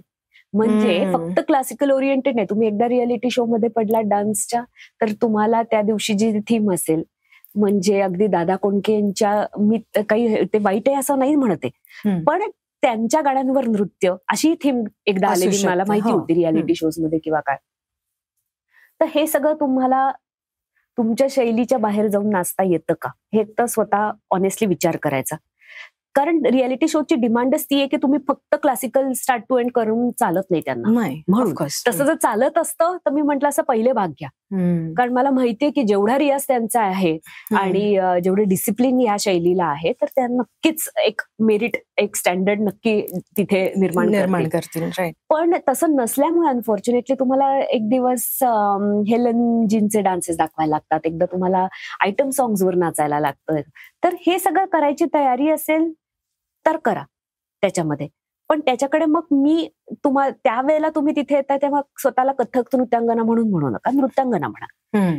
कारण हे पूर्णपणे एंटायरली वेगळ्या गोष्टी सगळ्या. बरोबर. तर तसं करा आणि रिझल्ट जो काही येईल तो जर तुम्ही मनाला लावून घेणार नसलात, तुम्हाला एक शिकायचंय म्हणून तुम्ही जाताय, अनुभव घ्यायचाय म्हणून जाताय, त्यातनं तुम्हाला बाकीचे कसे करतात कोरिओग्राफर्स कडनं नवीन शैली, नवीन वोकॅब्युलरी शिकायची, नक्कीच जा, माझं काही म्हणणं नाही. पण ती गोष्ट किती तुम्ही जीवनाचाच एक भाग करून ठेवताय आणि मग डिप्रेशन येतात. ते रिझल्ट तुम्हाला पटत नसतात आणि अननेसेसरी असं पण होतं की तुम्ही बेस्ट आहात क्लासिकल डान्सर म्हणून आणि त्यामुळे तुमच्यात जे संस्कार क्लासिकल आलेत, क्लासिकल सगळ्या आर्ट फॉर्म्स तुम्हाला दे टेक यू इनवर्ड आणि बाकीचे जे शैली करतो ना त्याच्यात तुम्ही जितकं बाहेर स्वतःचं प्रदर्शन कराल तेवढे त्याला जास्त हे. बरोबर. आणि हे जमतच असं नाही, कारण ते संस्कार सगळ्यांवर नसतात, सगळ्या मुलींवर. आणि मग तुम्ही मधले पडतात ना, घरका न घाटका सारखं. आणि त्याच्यातनं जे जजमेंट निघतं त्याच्यातनं तुम्ही जर बाद झाला तर that doesn't mean you are a good, you are not at all a good dancer किंवा you are a bad dancer. पण तुम्हाला असं वाटायला लागतं ना, कारण तुम्ही क्लासिकलमध्ये बेस्ट आहात. तुमचं टेक्निक तुम्ही छान हे केलंय, तुमचा पायाचा आवाज सुंदर आणलाय, तुम्ही चक्कर अप्रतिम घेताय, पण जस्ट बिकॉज तुम्हाला दादा कोणके ऍक्ट करता आला नाही म्हणून तुम्ही बाद झालाय. तर तुम्ही जर ते मनाला लावून घेतलं आणि तुम्हाला असं वाटलं की नाही मी बाद झाले म्हणजे I am not a good dancer, तर त्याचा उपयोगच नाही काय. पण मग इन दॅट केस जे आपण अगदी लहान मुलांचं बघतो, अनेक नॅशनल लेवलचे पण शोज आहेत की अगदी 6-7 वर्षांचे मुलं मुली असतात आणि ते परफॉर्म. लहान मुलांच्या रियालिटी शोज विषयी मला तर फारच दुःख आहे. म्हणजे मी नेहमी हे म्हणते की ते चिल्ड्रन स्पेशल वगैरे असं सगळं असतं किंवा काय असं ना, मला इतकं दुःख आहे या गोष्टीचं की एकदाही त्यांना बालगीतांवरती, नर्सरी रायम्स वरती वगैरे तुम्ही काही परफॉर्म करायला देत नाही. त्यांचे विषय तुम्ही जे देता तेच ते लावणी आणि असंच करतात. आणि ज्याच्यामध्ये काय होतं की कोरिओग्राफर त्या छोट्या मुलींना शिकवतो आणि ती तसंच इनॅक्ट करते. तिला सांगितलं जातं की तू डोळा मार, ती डोळा मारते, तू ओठ चाव, ती ओठ चावते, ती हावभाव आत्ताच तसे सिड्युसिंग द्यायला लागते. माझं म्हणणं असं आहे की जर 6-7 वर्षाची असताना ती अप्सरा आली नाचते आणि त्याच्यामध्ये यौवन बिजली पाहून थिजली करते, तिने आत्ताच यौवन दाखवलं तर खरी यौवनात जाते तोपर्यंत काहीच राहतच नाही ना, तिचं बालपण तिथेच संपतं. तो निरागस भाव तिथे संपलेला असतो आणि हे कोणाच्या लक्षात येत नाही. नेहमी मी गॅदरिंग्सना वगैरे पण जेव्हा जाते ना, स्कूल गॅदरिंग्सना किंवा कुठल्या ह्याला चीफ गेस्ट म्हणून, तेव्हा पण मी म्हणते त्यांना त्यांचे विषय द्या, भरपूर आहेत त्यांचे पण विषय, आणि मग बघा त्यांच्यातलं चैतन्य किंवा काय त्यांच्यातलं निरागसपणा घालवू नका आता. बरोबर. पुढे जाऊन होणारच आहे की त्या तयार, असं काही नाही की, आणि हे करू नका असं माझं म्हणणं नाही. पुढे जाऊन हे वाईट आहे किंवा चांगलं हे आपण बोलतच नाही होत, पण त्या वयात ते घडलं पाहिजे. तर त्यांच्या वयात तुम्ही त्यांना द्या ना चांगल्या गोष्टी, म्हणजे चांगल्या म्हणजे ह्या अशावाल्या बालकविता असतील किंवा ज्याच्यामध्ये खूप छान तुम्हाला एनर्जी त्यांची जेवढी असते, कारण लहान मुलांच्यात खूप एनर्जी असते, तर ती बाहेर येऊ शकेल असे त्यांना विषय द्या. पण असे नका देऊ की ज्याच्यामध्ये तुमच्या युथ विषयी बोललं जातंय, तुमच्या काय म्हणू परिपक्वता जी शरीराची सेक्शुअलिटी बद्दल. सो ते विषय तुम्ही आत्ताच त्यांना दिले तर संपतं, त्यांचा निरागस भावच हरवून जातो डोळ्यातनं. राईट. तर मग तू आता आपण एका वेगळ्या ह्याच्यावर बोलूयात की तू एक नृत्यांगना आहेस, तू एक नृत्य शिक्षिका आहेस, तू एक पेरेंट आहेस, पालक आहेस, आणि तू एक काय म्हणूयात सर्जनशील कलाकार आहेस. ह्या सगळ्या दृष्टीने जेव्हा तू विचार करतेस तेव्हा रियालिटी शोज मध्ये जे पालक आपल्या मुलांना, ते वय त्यांचं कोणतंही असो, पण असं बऱ्याचदा दिसतं की पालकांचंच प्रोत्साहन. बरोबर.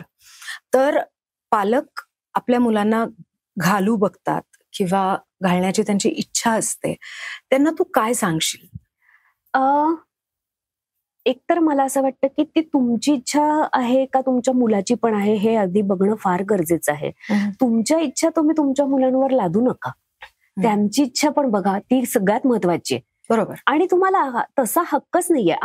तुम्ही, माझं काय म्हणणं आहे, आता मी माझ्या मुलाला एक्सपोज करीन ह्या गोष्टींना की सतार शिकून बघायचे का तुला, हे म्हणजे दिसला मला थोडं इन्क्लाइंड आहे किंवा काय, त्यांना कळलंच नसेल तर तुम्ही मार्ग दाखवा की हे बघ, हे आहे, हे आहे, हे आहे. पण आपल्याला कळतं की त्याच्यात त्याची गती नाहीये किंवा त्याला नाही फार वाटत आहे, ते रुचत नाही, पण त्याला हे रुचतंय, तर तुम्ही तसं त्याला एक्सपोजर द्या, वेगवेगळ्या क्षेत्र दाखवा, त्याच्यासाठी खुली करा. पण अल्टिमेटली त्याला काय मनापासून आवडतंय हे त्याचं त्याला ठरवू दे, आणि त्यातनंच ग्रोथ होणार आहे. नाहीतर काय होतं, लादलं गेलेलं जे एक हे असतं तुमच्यावरती, ते तुम्हाला ना बर्डन आणत राहतं सारखं. तुम्हाला बॅक ऑफ द माइंड ते प्रेशर की आई बाबांच्या एक्सपेक्टेशन्स न जगायचंय, पण मला आपलं तशा एवढा आनंद होत नाही किंवा काय. ते त्या मुलाचं सगळं व्यक्तिमत्व किंवा अस्तित्व त्याचं नाहीच ठेवत, ते घालवून टाकतं. आणि मग ना पुढे त्याचा आपण बघतो खूप परिणाम वेगवेगळे होतात. आणि ते तसं करण्यापेक्षा ज्याच्यात तो इन्क्लाइंड आहे तुम्ही त्याला ओळख करून द्या सगळ्या गोष्टींची, आणि मग त्याला जे ते रुजते ते जर करू दिलं तर तुम्ही बघाल की असा चढताच ग्राफ दिसतो. आणि त्याच्यातनं खूप छान त्याची प्रगती पण होते, आणि मुख्य म्हणजे तो आनंदी दिसत राहतो हे सगळं करताना. आणि हे सगळ्याच फील्डच्या बाबतीत वाटतं मला. इंजिनिअरिंग असेल, डॉक्टर आहे मी तर माझं मुलंही डॉक्टर व्हावं असं वाटत असतं. कारण मी हेही समजू शकते पेरेंट्स की ते त्याला आयतं हे मिळणार आहे काय, प्लॅटफॉर्म सगळा रेडी असणार आहे त्याच्यासाठी, सेटअप सगळा, पेशंट्स पासून सगळे वर्षन म्हणून पण वाटू शकतं. पण त्या मुलालाही तसंच वाटत असेल तर गोष्ट वेगळी. बरोबर बरोबर. म्हणजे त्याची केपॅबिलिटी आहे की नाही ह्याच्यापेक्षाही पण त्याला वाटतं की नाही मला बाबांसारखं करायचं तर पुश करा. पण त्याला ते नाहीच वाटत आहे, तो रमतच नाहीये. तर जर करायला दिलं तर तिथेच सगळा गोंधळ होतो. Right right. तर माझं तर अगदी पेरेंट्सना हे कळकळीचं विनंती आहे की शोधा, त्याला सापडवू द्या, त्याला ओळख नक्की करून द्या सगळ्या गोष्टींची. पण शेवटी त्याचं त्याला ठरवू दे. आणि ती गती दिसते ना, ती जर सापडली ना तर नथिंग लाईक इट. तुमचंही आयुष्य त्यांनी समाधानी होईल आणि त्याचंही. राईट. सो शर्वरी, तू आता म्हणालीस की मुलांना जे करायचंय ते आधी लक्षात घ्या आणि मग त्याप्रमाणे त्यांना करू द्या. आजकाल असं बऱ्याचदा दिसतं की आता हे खूप फ्लुइड होत चालल्यात ना गोष्टी. म्हणजे आपण जेव्हा लहान होतो तेव्हा मुलींनी हे करायचं, मुलांनी हे करायचं, मुलांना खेळाच्या आवडीनिवडी, मुलींना नृत्याच्या आवडीनिवडी, असं ते फार हे होतं. पण आता या रेषा सगळ्या पुसट होत चाललेल्या आहेत. आणि माझ्या आजूबाजूला मला असे बरेच मुलं, स्पेशली टीनेजर्स माहिती आहेत की ज्यांना डान्स करायचा आहे आणि फक्त त्यांना ते टेक्नो आणि ते नाही करायचंय, त्यांना क्लासिकल शिकायचंय. सो तू आता शिकवतेस क्लासिकल, सो तुझा काय अनुभव आहे की गेल्या काही वर्षात हे कसं बदललंय चित्र, का there is still scope for change?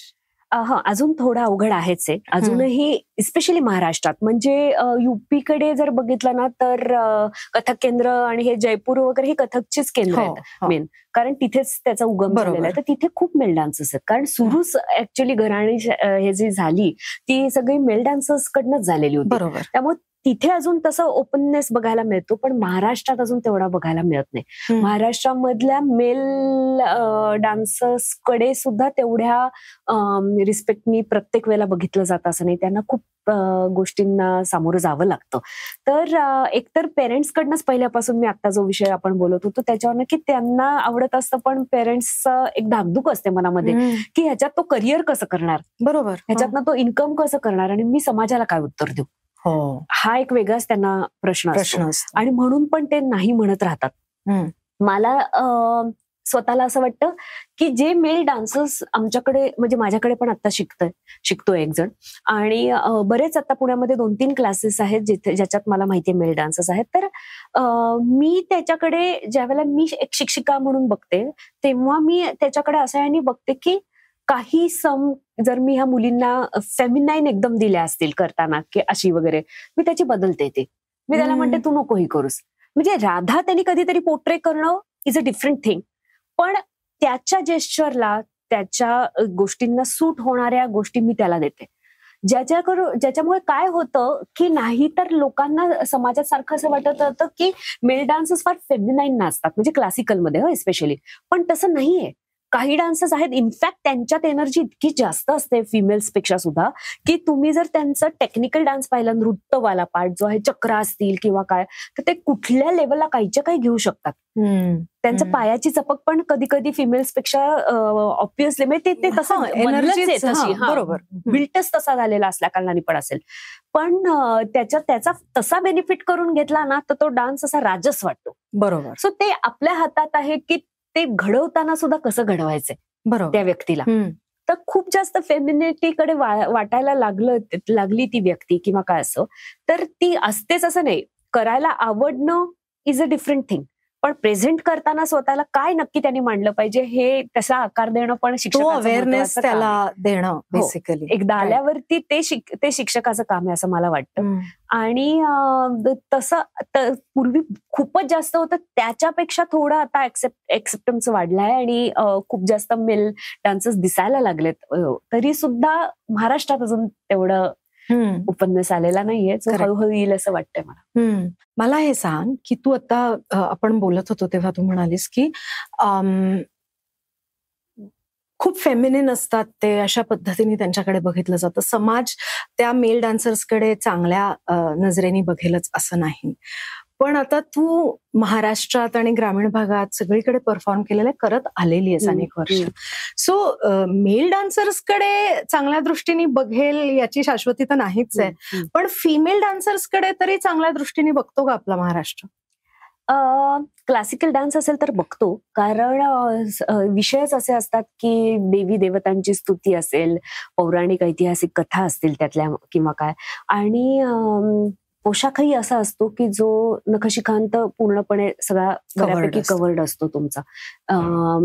पण लोककलेच्या बाबतीत म्हटलं तर तसं बघितलं जातं की मनोरंजन म्हणजे सगळ्याच दृष्टिकोनातनं कसं मनोरंजन होईल ह्याच्याकडेच कल असतो, ना की फक्त गायनातनं आणि नृत्यातनं. बरोबर. तर ते डोळ्यांनाही एक वेगळं मनोरंजन हवं असतं. पण मला वाटतं हे दोन्हीकडनं आहे. म्हणजे आता जर आपण पूर्वीच्या बघितल्या तर यमुनाबाई वाईकरांचं मला अजून आठवतं, फर्ग्युसन कॉलेजमध्ये स्पीक मॅके तर्फे ठेवला होता आणि त्या बसूनच गायच्या आणि सगळ्या पारंपरिक लावण्या गायच्या, त्या कुठलीही चित्रपटातली नाही.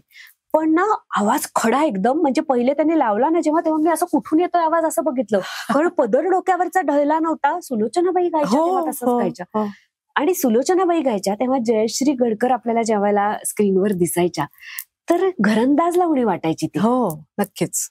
तर त्याच्या मागे म्हणजे लावणी हा प्रकार खरं खूप सुंदर आहे.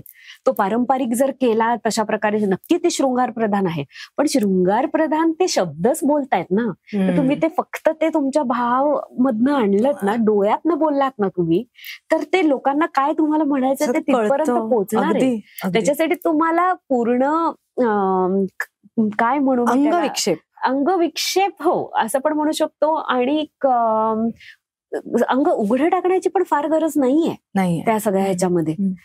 रादर फार म्हणण्यापेक्षा गरजच नाही. काही जण आहेत अशा की ज्या ऑथेंटिक लावणी करतात, तुम्हाला ते शृंगार प्रधानच ती वाटते, पण पूर्ण मागचं ब्लाऊजचा गळा पण पूर्ण बंद असतो त्यांचा. तर हे दोन्हीकडनं आहे. ते तुम्ही जेवढं देताय तेवढं ते वाढत जाणार आहे, आणि मग लोक तसंच ग्रहण पण करणार आहेत, आणि मग त्यांना त्यांची डिमांड वाढत जाणार आहे. तर हे कलाकारावरती पण आहे की आपण आपली एक मर्यादा ठरवून घेतली, आणि मी जे दाखवणार आहे ते मी माझ्या नृत्याशी प्रामाणिक राहून दाखवणार आहे, नृत्यातनं दाखवणार आहे, बरोबर, ना की दुसऱ्या कुठल्या त्याच्यासाठी एक हे वापरून करणार आहे. हे जर त्या कलाकारांनी स्वतःच्या कलेशी प्रामाणिक राहायचं ठरवलं ना, तर हे सगळं सॉर्टेड होणार आहे, पण ते तसं घडत नाही. राईट. कारण कमर्शियल गोष्टी त्याच्यामध्ये इन्व्हॉल्व्ह होतात म्हणून असेल का?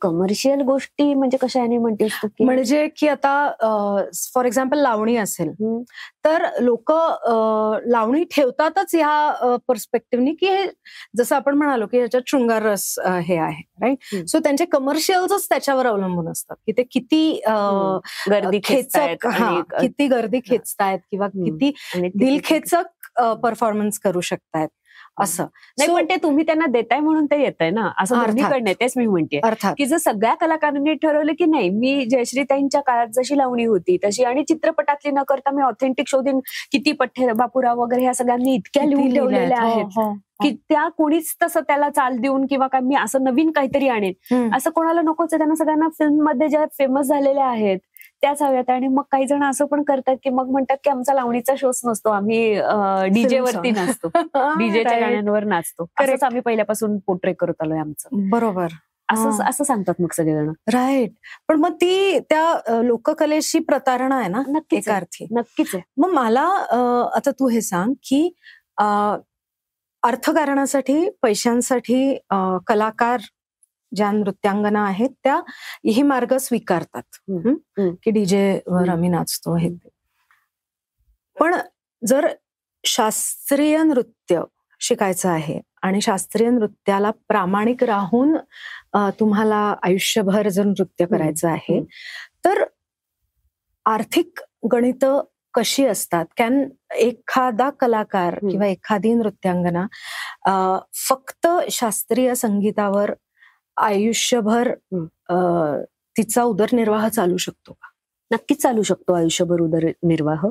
फक्त तुमच्या काय म्हणून लक्झरीच्या कल्पना काय आहेत त्या तुम्ही जर सीमित ठेवल्या तर तुम्हाला त्रास नाही होणार. सीमित म्हणजे अशाने म्हणते की पहिलंच असं आहे की क्लासिकल डान्स किंवा classical art forms are meant for classes and not for masses असं म्हटलंच जातं. त्यामुळे तुमच्यासाठी येणारा जो ऑडियन्स आहे तो असा कित्येक हजारांच्या संख्येने तुम्हाला एखाद्या खजुराव फेस्टिवल किंवा ह्याला जो कारण त्यांना माहिती असं त्या माइंडसेटच तो असतो की क्लासिकल बघायला येतोय, पण असा प्रत्येक वेळेला नाही मिळणार आहे. लिमिटेडच असणार आहे तुमच्यासाठी ऑडियन्स जो येणार आहे तो. तर तुम्ही त्या गोष्टीचा तसा विचार जर ठेवला असेल की ही तेवढ्याच ह्याच्या बाउंड्रीज आहेत, म्हणजे तुम्ही मासेस पर्यंत ते रिच आउट करायचा प्रयत्न करता इज अनदर थिंग. बरोबर. आणि जास्तीत जास्त तुमचा ऑडियन्स क्लासिकलला वाढवण्याचा तुम्ही एज्युकेट करायचा लोकांना प्रयत्न करताय आणि तो पण व्हायलाच पाहिजे. पण तरी सुद्धा त्याचा स्ट्रक्चरच असं बनलेलं आहे की ते कोणाला पण जनरल आलं आणि जाता जाता उडत उडत बघितलं असं नाहीये. त्याच्यासाठी मानसिक बैठक गरजेची आहे, ऑडियन्सची पण. नक्कीच. तर हा जर तुमच्या डोक्यात विचार असेल की आज जे मी म्हंटल मग असे डीजे कलाकार किंवा काय त्यांना जेवढे परफॉर्मन्सेस आहेत ते जेवढे बिझी आहेत त्यांना त्यातनं जेवढे पैसे मिळतात बाकीचं नाचून फिल्म सॉंग्स नाचून किंवा काय जे लोकांना माहितीच असतात त्यामुळे तुमचं निम्म काम झालेलंच असतं, गाणं लागलं की लोक खुश होतात. बरोबर. तर तसं न करता तुम्हाला तुमची बैठक तयार करायची आणि असं करायचंय तर तुम्हाला त्या व्यक्तीशी जर तुम्ही कंपॅरिझन केली तुमची इन्कम वाईज तर तुम्हाला त्यातनं त्रासच होणार आहे. बरोबर. पण मी हा मार्ग निवडलाय, हा मला सुकून देतो, हा मला काय म्हणू आपण एखाद्या ऊर्जेच्या जवळ नेतो. मी शक्ती म्हणेन त्याला, देवाच्या जवळ नेतो असं मी म्हणणार नाही, पण तो मला वेगळ्या प्रकारे एक समाधान देऊन जातो. आणि जो इतके वर्षानुवर्ष चालू आहे, मी 200 वर्ष पूर्वीची पण ठुमरी अजून नाचते आणि त्याला लोकांना मनापासून ती आवडते. तर हे सकस आहे जे देते, हे नक्कीच फेज मधलं नाहीये की आता फेज आली आणि आवडलं. आणि हे लॉंग टर्म वरती चालणार आहे. आणि हे लोणचं जसं मुरतं तसं तुमच्या इथे तुमच्या जवानीशी ह्याचा संबंध नाही. मी सॉरी घाणेरडा शब्द ह्या, पण तरी त्याच्याशी संबंध नाहीये. तुमच्या मॅच्युरिटीने ते मुरत जातं तेवढं तुमचं अजून सुंदर सुंदर दिसत जाणार आहे. लॉंग टर्म आहे तुमच्यासाठी हे. तर त्याचा विचार करताना जर तसा विचार केलात तर त्यातनं तुमचा उदरनिर्वाह होणार आहे का? नक्कीच होणार आहे. तुम्ही जेव्हा क्लासेस घेता त्याच्यातून छान इन्कम तुमचं होऊ शकतं. तुम्ही सिस्टमॅटिक सगळं बसवलं तर तुम्ही मुलींनाही जस्टिस देत असता, तुम्ही त्यांना घडवत असता. तो एक तुमच्यावरती काय म्हणू चांगली गोष्ट करण्याचा एक तुम्हाला बेनिफिट म्हणजे मार्ग हे मिळत असतो. तुम्हाला पुण्यही मिळत असते, पुण्य मिळत असतं ते करण्याचं की तुम्ही तो मार्ग स्वीकारलाय असं. पण तुम्ही जर उद्या IT प्रोफेशन किंवा अशा सगळ्या सेलिब्रिटीज किंवा ग्लॅमरस वर्ल्ड मधल्या सगळ्यांची तुमची कंपॅरिझन करायला गेलात तर तुम्हाला त्याच्यामधनं निराशा येणार आहे. राईट. सो हा तुम्ही जेव्हा निवडता की हे क्षेत्र मी निवडते तेव्हा तुमचं एक हे ठरवून घेतलं असेल ना. आज मी ज्या वेळेला रोज ब्रोकोली घेते किंवा अवाकाडो घेते किंवा काय तर मी ते सहज घेऊ शकते. मी त्याच्या मागे विचार जर करत नसेल की महिन्याला मला हे परवडणार आहे का, म्हणजे हे मी अशाने बोलते की त्याला आपण काय म्हणू एक्झॉटिक वेजीज मध्ये जे हे होतं किंवा काय असं. आणि माझी लक्झरीची कल्पना एवढीच आहे की मला विचार करायला लागत नाही फळ आणि हे खाताना, आणि मला हवं ते चांगलं मी कधी खाऊ शकते. मी चांगल्या प्रकारे बेसिक माझ्या सगळ्या गोष्टी घरात म्हटलं 4 चाकी तर 4 चाकी आहे, 2 व्हीलर आहे तर 2 व्हीलर आहे, असं सगळं आहे. तर मला वाटतं की तुम्हाला जर त्याच्यात तुम्ही जर कंटेंट असाल तर तुम्हाला कधी याचा त्रास होणार नाही. आज मी जर असा विचार केला की नाही मला मर्सिडीजच पाहिजे, पण हे अनएंडिंग आहे की तुम्ही त्यातली तुम्ही एकदम टॉप हे घेतलीत रेंज, त्याच्या पुढच्या येणारच आहे. आयफोन तुम्ही जेव्हा 16 घेता तेव्हा 17 येणार, मग त्याच्या पुढे दुसरा येणारच आहे. तुम्हाला सारखाच मग तो त्रास होणार आहे. बरोबर. जे मिळतंय त्याच्यात जर समाधानी राहण्याची तुमची वृत्ती असेल, कारण मला डान्स मधनं जे मिळतंय ते फारच जास्त आहे, जे पैशांचा विचार करू शकत नाही असं मला समाधान सृजनाचं मिळतंय. ही जर तुमची मेंटॅलिटी असेल तर तुम्हाला नाही त्रास होणार. राईट. हो, दॅट्स इंटरेस्टिंग. आणि हे ऍक्च्युली सगळ्याच क्षेत्रांच्या बाबतीत खरं आहे ना. नक्कीच. म्हणजे जे आपल्याला मनापासून आवडतं त्याच्याशी जर आपण प्रामाणिक राहिलो तर आपण सर्व्हाइव्ह तर करू शकतो. आणि त्याच्याशी तुम्ही जेव्हा प्रामाणिक राहता आणि त्याच्यात मेहनत करत राहता ना तेव्हा आपोआप मिळतच जातं तुम्हाला सगळं. तुम्हाला त्याच्यासाठी स्ट्रगल नाही करायला लागत. पण का ग मला सांग की अशी पण वेळ येत असेल ना ग की मी प्रामाणिकपणे मी माझं हे करतेय पण तरीही it becomes frustrating at times की मे बी वेगळ्या प्रकारचे डान्स फॉर्म्स जास्त पॉप्युलर होत आहेत, किंवा पीपल जे इव्हन विद्यार्थिनी येतात आपल्याकडे, त्यांना ते रील्स बनवायचे असतात, आणि हे सगळं फ्रस्ट्रेटिंग होतं का ग कधी कधी? होतं ना, नक्कीच होतं. रील्स बनवायच्या बाबतीत मी माझ्या मुलींना नेहमी असं सांगते की तुम्हाला काय आहे ना, की एका बोटावरती तुम्हाला जज केलं जाणार आहे, म्हणजे असं उडवलं जाणार आहे. तर ते सस्टेन होईपर्यंतचे आपली क्वालिटी, आपला डान्स तेवढा की नाहीच, त्याचं डेअरिंगच नाही झालं पाहिजे उडवण्याचं. असं होतंय का तुम्हाला वन ऑफ दी होऊन खटाखट जायचंय, हे तुमच्या हातात आहे. तोपर्यंत रील्स टाकू नका. नाही तर म्हणजे मी नाही म्हणत की तुम्ही नाहीच टाकली पाहिजेत, पण हे तुमच्या हातात आहे. सो जर तुम्हाला असं वाटलं की तुम्ही बनवलेलं रील इतकं भारी झालंय की तुम्ही डान्समध्ये पण तुमच्या सगळ्या ह्याच्यातच राहून, दायऱ्यात राहून सुद्धा असं केलंय कडकडीत की लोकांनी बघितलंच पाहिजे तुमच्याकडे, बरोबर, तर तरच तुम्हाला त्याच्यात काहीतरी सस्टेनेबिलिटी मिळेल. अदरवाईज काय ते असे 4 बघितले तसं ते एक 5वं तसं व्हायचंय का कसं व्हायचंय ते तुम्ही ठरवा, तोपर्यंत करायचं नाही तर. मग मला सांग की जेव्हा तुला हे जेव्हा फ्रस्ट्रेशन येतं तेव्हा तू काय करतेस? तेव्हा मला डान्सच माझा बाहेर काढतो त्यातनं. आणि रोहिणीताईंना पण तसंच, त्यांनी कायम त्या तेच सांगत आल्या की असं जसं ना काळे ढग सगळे जमलेले अशा वेळी अचानक एखादा त्याच्यातनं सूर्याचं किरण चमकावा, तसं त्यांना जेव्हा त्या अशा सगळ्या ह्याच्यातनं जाऊन रियाजाला उभं राहायच्या तरी सुद्धा तेव्हा मन होत नसतं खरं रियाज करण्याचं, तुम्ही जेव्हा फ्रस्ट्रेशन मध्ये असता तेव्हा. पण ते एकदा सुरू झालं टाइम सायकल की तुम्ही त्याच्या बरोबरीने जायला लागता आणि कॉन्सन्ट्रेशन सगळं मग त्या, जर सपोज मी 16 मात्रा करत असेल तर त्या 16 मात्रांमध्ये मी कशी हिंडतीये, कशी जातीये, कशी समेला येते, ह्याच्याकडे जेव्हा लागायला लागतं ना, तेव्हा तुम्हाला तुमच्यातली दुःख कमी व्हायला लागतात. हे इट्स लाईक अ मेडिटेशन. कारण ना ते सायकल असतं, तेच तुम्हाला पूर्ण तुमचं ब्रिदिंग कंट्रोल करत जातं. आणि तुम्ही जेव्हा त्या पहिल्या मात्रेवर लँड होत राहता, म्हणजे जी आमच्यासाठी महत्वाची आहे, तर ती हायलाइट होता होता तुम्हाला असं काहीतरी सापडतं त्याच्यामध्ये की तुम्हाला वाटतं की ह्या सगळ्या क्षुल्लक गोष्टी आहेत ज्या घडतायत किंवा काय असं त्या. आणि माझा जन्म जर त्यांनी मला ह्या कलेच्या सेवेसाठी दिलेला आहे, तर कोण येतंय, कोण बघतंय, किती होतंय त्याचं हे व्ह्यूज मिळतायत मला, किंवा ऑडियन्स किती येतो, ह्याच्यापेक्षा सुद्धा त्याच्यासाठी मी करते, त्याच्या सेवेसाठी, त्याला आनंद व्हावा म्हणून मला जर निर्माण त्यांनी त्याच्यासाठी केलंय, तर मग मी डेडिकेशननी ते करत राहीन, तर मला आनंद आहे त्याच्यामध्ये की मी ते त्याच्यासाठी करते. राईट. असा विचार जर झाला ना, तर मला वाटतं जास्त सुख आहे त्या बाबतीत. कारण हे सुद्धा तसं म्हटलं तसं या सगळ्या फेजेस आहेत, ह्या क्षणिक गोष्टी आहेत, बाकीच्या आता जे सगळ्या गोष्टी घडतायत किंवा काय असं. सो फ्रस्ट्रेशन आलं तरी त्याला किती महत्व द्यायचं, का त्याला कन्वर्ट करायचं आपल्याच एखाद्या कलाकृतीतनं की त्याच्यामुळे जास्त चांगली कलाकृती निर्माण होईल. बरोबर. सो ते आपल्या हातात आहे. बर. आणि तुझा देवावर विश्वास आहे? मी मगाशी म्हटलं तसं हो आहे. माझा शक्तीवरती त्या विश्वास आहे. एक ऊर्जा अशी आहे की म्हणजे ज्याला आपण डिवाइन फोर्स म्हणतो, की तो तुमचं ठरवतो गोष्टी आणि तसं तुमचं आपोआप काय म्हणू कृत्य होत राहतात त्याच्यावर माझा विश्वास आहे. सो शर्वरी, आता आपण देवाबद्दल बोललो, तू म्हणालीस की एक एनर्जी आहे. तर आता तू जेव्हा विविध तुझ्या रचना करतेस त्याच्यासाठी तू वेगवेगळ्या गोष्टींचा अभ्यास करतेस. जसं तू रामदास स्वामींच्या पत्नीबद्दल आता आम्हाला सांगितलंस. इतक्या वर्षात मी कधी हे ऐकलेलंही नव्हतं. बरोबर. सो मनुष्य स्वभावाची, माणसांमध्ये घडलेल्या घटनांची म्हणजे काय म्हणूयात त्याला, ऐतिहासिक घटनांची, पौराणिक कथांचा हा सगळा जेव्हा तू अभ्यास करतेस आणि आपल्याकडे कुठेतरी हे सगळं देवत्वाशी जोडलेलं, बरोबर, देव असतो त्याच्याशी हे सगळं जोडलेलं आहे. सो तुझी जी देवाची किंवा ती जी एक शक्ती आहे, याची जी संकल्पना आहे, त्याच्यामध्ये फरक पडत गेला का ग? इव्हॉल्व्ह होत गेली का ती, जसं जसं तू याचा अभ्यास केलास सगळ्याचा तसं? हा, म्हणजे पहिले जेव्हा मी शिकायला लागलं तर त्याला वंदना मला जेव्हा शिकवली जायची तेव्हा ती देवीची असेल, गणेशाची असेल, कृष्णाची असेल, त्याप्रमाणे जी जेस्चर्स असतात की कृष्ण म्हटलं की हे मोरपीस, असं तेवढे जेस्चर्स पुरतच माझं असायचं ते करणं, छान करणं दिसलं पाहिजे एवढ्या ह्याच्यामध्ये.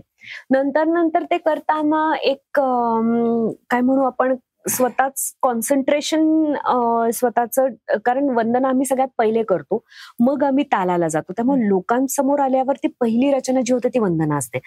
तर तेवढ्यासाठी मग माझं लक्ष त्या म्हणजे जेस्चर्स करता करता सुद्धा की मला आता त्या तालात रमायचंय पुढे जाऊन, ह्याच्याकडे कुठेतरी एक सुरू झाली माझी प्रोसेस त्या पद्धतीने एकाग्र होण्याकडे वंदनेतनच, की शांत करायचंय मन. मागे काय घडलंय किंवा काय प्रत्येकाला घडलेलंच असतं असंही नाही, पण सगळं जे काय झालंय ते बाजूला ठेवायचं, ते आता मला अजिबातच आठवायचं नाही आणि मला शांतपणे त्या झोन मध्ये पोचायचंय. बरोबर. हे ध्यानस्थ होण्यासाठी म्हणून वंदनेकडे मी बघायचे. आता जेव्हा मी वंदना करते ती कुठल्याही देवाची असू दे, देवीची असू दे, मी जसं म्हटलं की ती ऊर्जा असते, तर ना मला ना ती ऊर्जा जाणवून घ्यायची असते. ज्या वेळेला माझ्या ज्या स्पेसमध्ये मी नाचत असते ना, तर माझ्यासाठी ते जास्त महत्वाचं असतं की त्याचा अवेअरनेस मला कुठेतरी ती स्पेस मला, मी त्याला पॉझिटिव्ह करायला किंवा तिला गोंजारायला, तिला उठवायला असं बघत असते की मला ती कधी कधी तुम्हाला ती स्पेस हे देते, अजून एनर्जी पुढचं नाचायला. तर तिला तुम्ही जागृत करणं हे माझ्यासाठी, म्हणजे हे लोकांना ऐकताना असं ऍबस्ट्रॅक्ट वाटेल म्हणजे काय करायचं वगैरे काय असं, पण मला माहितीये की मी गणेश नाचत असते, मी तल्लीन असले तरी माझं स्पिरिट जे असतं आतनं ते मला ती स्पेस हे करत असतं, ते फील करायला देत असतं आणि ते मला फार छान वाटतं. आणि मग कधी कधी ती मला सगळी घुसू देते तिच्यामध्ये, कधी कधी ती राखून असते, तर राखून असते त्यावेळेला जड जातं नाचायला, म्हणजे तुम्हाला एफर्ट्स घ्यायला लागतात फुटवर्क करत असताना, पण तुम्हाला असं कळतं की आज मला थोडे एफर्ट्स घ्यायला लागतात नाचताना, असं ऍट इज मीच करते हे असं वाटत नाहीये. सो ते आहे, ती एनर्जी कुठे ना कुठेतरी असते.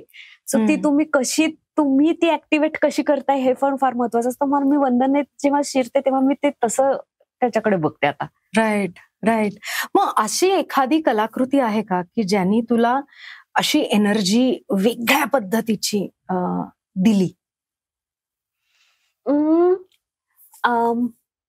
मी एक नृत्यवंदना करते, जी नृत्यासाठी लिहिलेली आहे मी वंदना.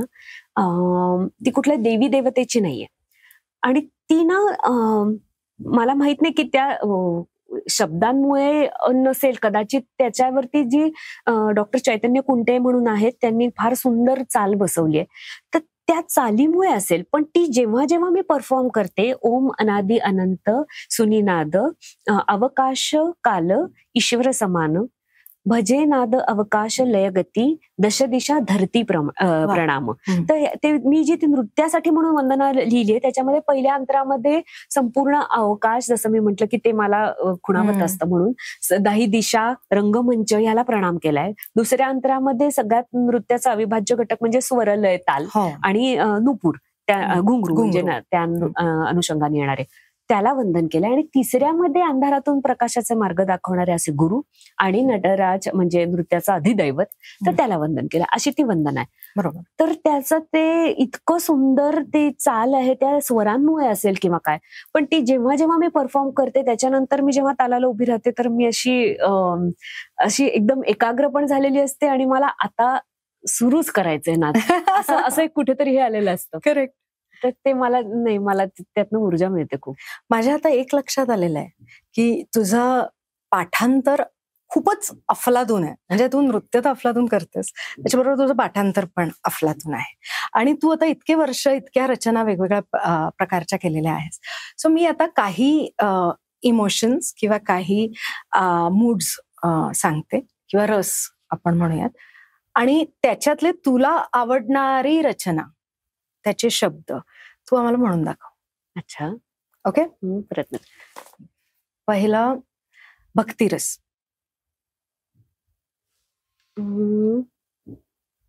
म्हणजे याची मी रचना म्हणायची? म्हणजे जसं भूषण गाथेचं तू म्हणतेस तशा प्रकारचं. अच्छा. भक्तिरसामध्ये मीरेची फार सुंदर एक आहे, तनिक हरी चित्त ओजी मोरीवर. म्हणजे ती कृष्णाला म्हणते की कृष्ण नेहमी आपण बघतो की मूर्तीमध्ये तो बासरी वाजवत असा तल्लीन असतो आणि असं वेगळीचकडे ध्यान लावलेलं असतं. तर ती त्याला म्हणते एकदा तरी माझ्याकडे बघ, तनिक हरी चित्त ओजी मोरीवर. एवढीच तिची इच्छा आहे की तू एकदा माझ्याकडे बघावंस. मला ते फार छान वाटतं. भक्तिरस म्हटल्यावर मला ते आठवतं. राईट. आणि शृंगार रस.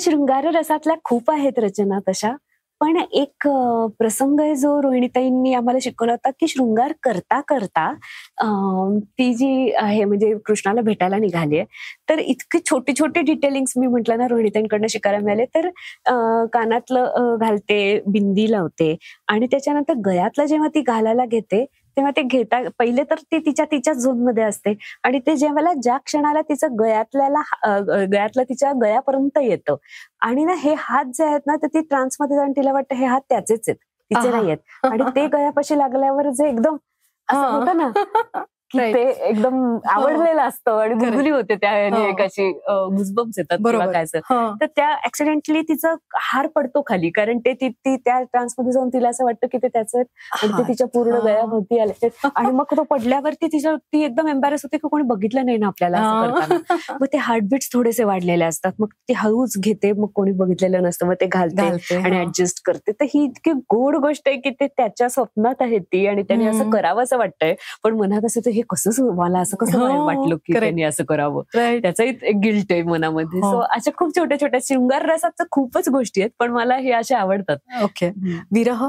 विरह याद पिया की आहे उस्ताद बडे गुलाम अली खान साहेबांनी अजरामर केलेली ती जी बंदिश आहे ठुमरी आहे तर त्याच्यामध्ये रोहिणीताईंनी ना एक फार सुंदर कबीराचा दोहा सुरुवातीला जोडलाय याद पिया कीला. तर त्यांनी असं म्हटलंय चकई बिछुडी रैन की आई मिली परभात म्हणजे चक्रवाक पक्ष्यांचं जोडपं एकदा एका फांदीवर जाऊन बसतं आणि ना नेमकं त्यांच्या दोघांच्या मध्ये पान येतं त्यामुळे ते रात्रभर एकमेकांना साथ प्रतिसाद देत राहतात पण त्यांना वाटतं की ते लांब आहेत एकमेकांना विरहात आहेत तर ते तिला आवाज सहन होत नाही.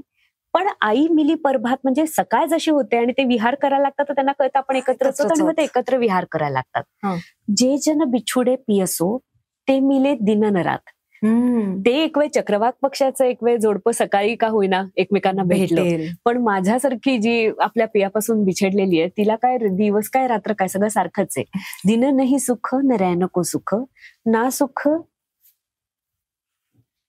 सपने माह जे जन बिछुडे पियसो ते सुख धूप न छाव हाय राम याद पिया की आहे. असं विरह म्हटल्यावरती. आणि वीररसाचं खूपच आहेत पण अर्थातच कविराज भूषणाशिवाय पर्याय नाही कारण ते मी नृत्यातनं जरी मांडत नसले तरी त्या वीररसांनीच मला आणि माझा नवरा निखिल फाटक त्याला वेळ लावला आणि आम्ही कविराज भूषणाची इतकी काव्य तेवढ्यासाठी पाठ केली की त्या काव्यातला छंद त्याच्यातनं निर्माण होणारा वीररस ती गेयता हे आम्हाला फार फार फॅसिनेट करणार होतं. तर त्यातलंच एक वीररसाचं म्हणते इंद्रजिमी जंबपर सगळ्यांना माहितीये कारण ते शिवाजी महाराजांच्या राजा शिवछत्रपती या सिरियलचं टायटल सॉन्ग होतं आणि अजय अतुल यांनी फार छान त्याला संगीतबद्ध केलेलं होतं. पण ना त्याचं कोणाला बऱ्याच जणांना ते माहिती असतं पण त्याचा अर्थच माहिती नसतो.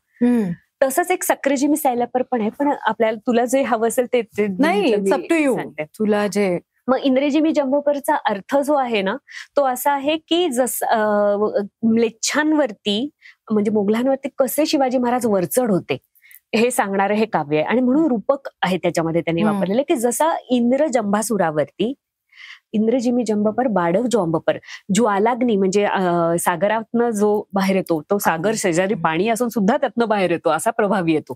ज्वालाग्नी जसा सागरावरती रावण सदंबपर रघुकुलराज आहे म्हणजे रावणावरती जसा रघुकुलातला राम पण बरी बाहपर म्हणजे काळ्या मेघांवरती वारा काळे मेघ उडवून लावतो पवनवरी बाहपर संभुरती नाहपर म्हणजे शंकर जसा कामदेवावरती जो सहस्रबाहूपर राम द्विजराज आहे म्हणजे सहस्रबाहूंच्या क्षत्रियांवरती परशुराम जसा पुरून उरला तशा आणि दावाधुम दंडपर म्हणजे वणवा जसा वृक्षांवरती एवढं मोठं वृक्ष असं सुद्धा एकदा वणवा पेटला की काही करू शकत नाही. चिता मृग झुंडपर म्हणजे चिता हरणांच्या कल्पांवरती प्रभावी असतो. बरोबर. भूषण वितुंडपर जैसे मृगराज आहे. भूषण वितुंडपर म्हणजे हत्ती जसा हत्तीवरती जसा सिंह म्हणजे हत्ती खरं शक्तिशाली बलाढ्य मानला जातो तरी त्याच्यावर सिंह कसा प्रभावशाली आहे. तेजतमा अंसपर कान जिमी कंसपर यो मलेच्छ बंसपर सेर शिवराज आहे. तेजतमा अंसपर म्हणजे प्रकाश जसा अंधारावरती कान्हा जसा कंसावरती म्हणजे कृष्ण जसा कंसावरती तसेच म्लेच्छांवरती शिवाजी महाराज. आता हा अर्थ आता मी ते करून दाखवते. इंद्रजिमी जंभ पर बाड़व जो अंब पर, रावण सदंब पर रघुकुल राज है, पवन बरी बाह पर संभुरति नाक पर, जो सहस्र बाह पर राम द्विज राज है, दावा दुम दंड पर चीता मृग झुंड पर, भूषण वितुंड पर जैसे मृगराज है, तेज तमा अंस पर कान जिमी कंस पर, यो मलेच्छ वंश पर शेर शिवराज है, शेर शिवराज है, शेर शिवराज है. वाह सुंदर सुंदर. थँक्यू. मग हे असं जेव्हा तू एक्सप्लोअर करत असतेस वेगवेगळं, तेव्हा असं काही वेगळं सापडलंय का ग आजपर्यंत? हो म्हणजे असं की जे तुला वाटलं अरे हे असं आहे, मला माहितीच नव्हतं, असं कधी झालंय? नाही, आता या कविराज भूषणाच्याच ह्याच्यामध्ये मला जे इतकं काय काय सुंदर सापडतं की अजून एक त्यातला मध्ये आहे की ज्याच्यामध्ये ना औरंगजेबाच्या सगळ्या मांडलिक राजांना वेगवेगळ्या फुलांची उपमा दिलेली आहे. म्हणजे जोधपूरचे कुरुम आहेत त्यांना कमळाची उपमा दिलेली आहे. नंतर जयपूरचे कमधुज आहेत त्यांना कदंबाच्या फुलाची दिली आहे. गौर म्हणून जे आहेत चित्तोडगडचे त्यांना गौर हे गुलाब, राणा जे आहेत त्यांना केतकी, अशा पद्धतीने सगळ्यांना एक फुलाची उपमा दिलेली होती त्याच्यामध्ये. आणि औरंगजेबाला भुंगा म्हटलेला आहे आणि जो या सगळ्या फुलांवर बसतो आणि त्यांचं शोषण करतो असं. आणि ह्या सगळ्यामध्ये शिवाजी महाराजांना चंपक फुल म्हणजे चाफ्याच्या फुलाची उपमा दिली आहे. कारण मला हे तोपर्यंत माहितीच नव्हतं, कारण चाफ्याचं एकटं झाड असं आहे की एकटं फुल असं आहे की ज्याच्या वाट्याला भुंगा जात नाही, म्हणून त्याला तसं उपमा दिलं. तर ते पण इतकं सुंदर आहे की कुर्म कमल कमधुच हे, कदंब फुल गौर हे, गुलाब राणा केतकी बिराज है, पांडुरी पवार जुही सोहत है, चंदावत बकुल बुंदले अरु हडा हंसराज है, भूषण बनत मुचकुंद बड़ गुजर है, बगेले बसंत सब कुसुम समाज है, सब ही पे रसले के बैठन सकत आय, आली अवरंगजेब चंपा शिवराज है. वाह वा वा वा वा, खूपच सुंदर, खूपच अफलातून अफलातून. म्हणजे हे तू आता आम्हाला फोड करून सांगितलीस म्हणून हे कळलं, नाहीतर हे वीर रस आहे आणि हे शिवाजी महाराजांबद्दल आहे. ऍक्च्युली हे सगळ्यांना वीर रसाचं नाहीये. आधीचं वाला जे होतं त्याच्यापेक्षा सुद्धा सगळ्यात पहिलं वीर रसाचं म्हणजे शिवाजी महाराज आणि त्यांची सेना ज्यावेळेला युद्धाला निघायचे त्यावेळेला नगारे वाजायचे, चौघडे वाजायचे आणि त्या सेनेमध्ये जे जोश असायचा ना, त्या पूर्ण त्यांच्या ऊर्जेमुळेच ते जायला लागले की पर्वत हलायला लागायचे, झाडं हलायला लागायची आणि धुळीचे लोटच्या लोट उडायचे, ज्याच्यानी सूर्य हा छोट्याशा ताऱ्यासारखा भासायचा आणि या सगळ्या गदारोळ्यामुळे सागर हा पाऱ्यासारखा हलायचा, समुद्र जो होता.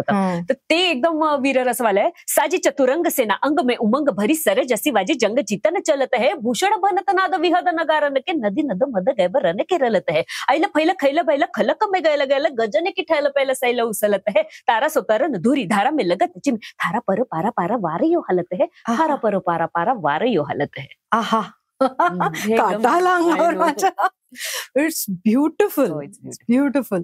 मला एक सांग की तू जेव्हा नृत्य करत नसतेस तेव्हा तू काय करत असतेस? नृत्य करत नसते तेव्हा मी एकतर निसर्गात कुठेतरी बाहेर असते, जिकडे मला शक्यतो नेटवर्क नसेल अशा, पण निसर्गाच्या जवळ राहायला खूपच आवडतं मला. माझ्या मुलाबरोबर असते, मला त्याच्याबरोबर वेळ घालवायला मनापासून आवडतो. तो आता 12 वर्षाचा आहे, त्याचं विश्व आहेच आहे, पण तरी सुद्धा I make it a point की त्याच्याबरोबर मला वेळ कसा घालवता येईल किंवा काय असं. आणि संगीत ऐकत असते, खूप आवडतं म्युझिक मनापासून. ओके. बाकी काय वेब सिरीज वगैरे पण बघते, पण शक्यतो निसर्गात राहायला मनापासून आवडतं. ओके, बरं. आणि do you cook? Yes I do. मग तुझी फेवरेट डिश कोणती आहे? माझी फेवरेट का मी बनवते ती चांगली वाटते? दोन्ही, की तुला आवडणारी आणि तू जी छान बनवते, जी तुझ्या मुलाला किंवा नवऱ्याला खूप आवडते. ओके. माझी आवडती म्हणजे भेळ आहे. भेळ आणि पाणीपुरी, पण त्यातली भेळच. म्हणजे भेळ मला सकाळी 7ला पण चालते, इतकी आवडते मनापासून. आणि मी बनवते तर त्याच्यामध्ये नॉनव्हेज मधल्या काही डिशेस पण माझ्या नवऱ्याला आवडतात.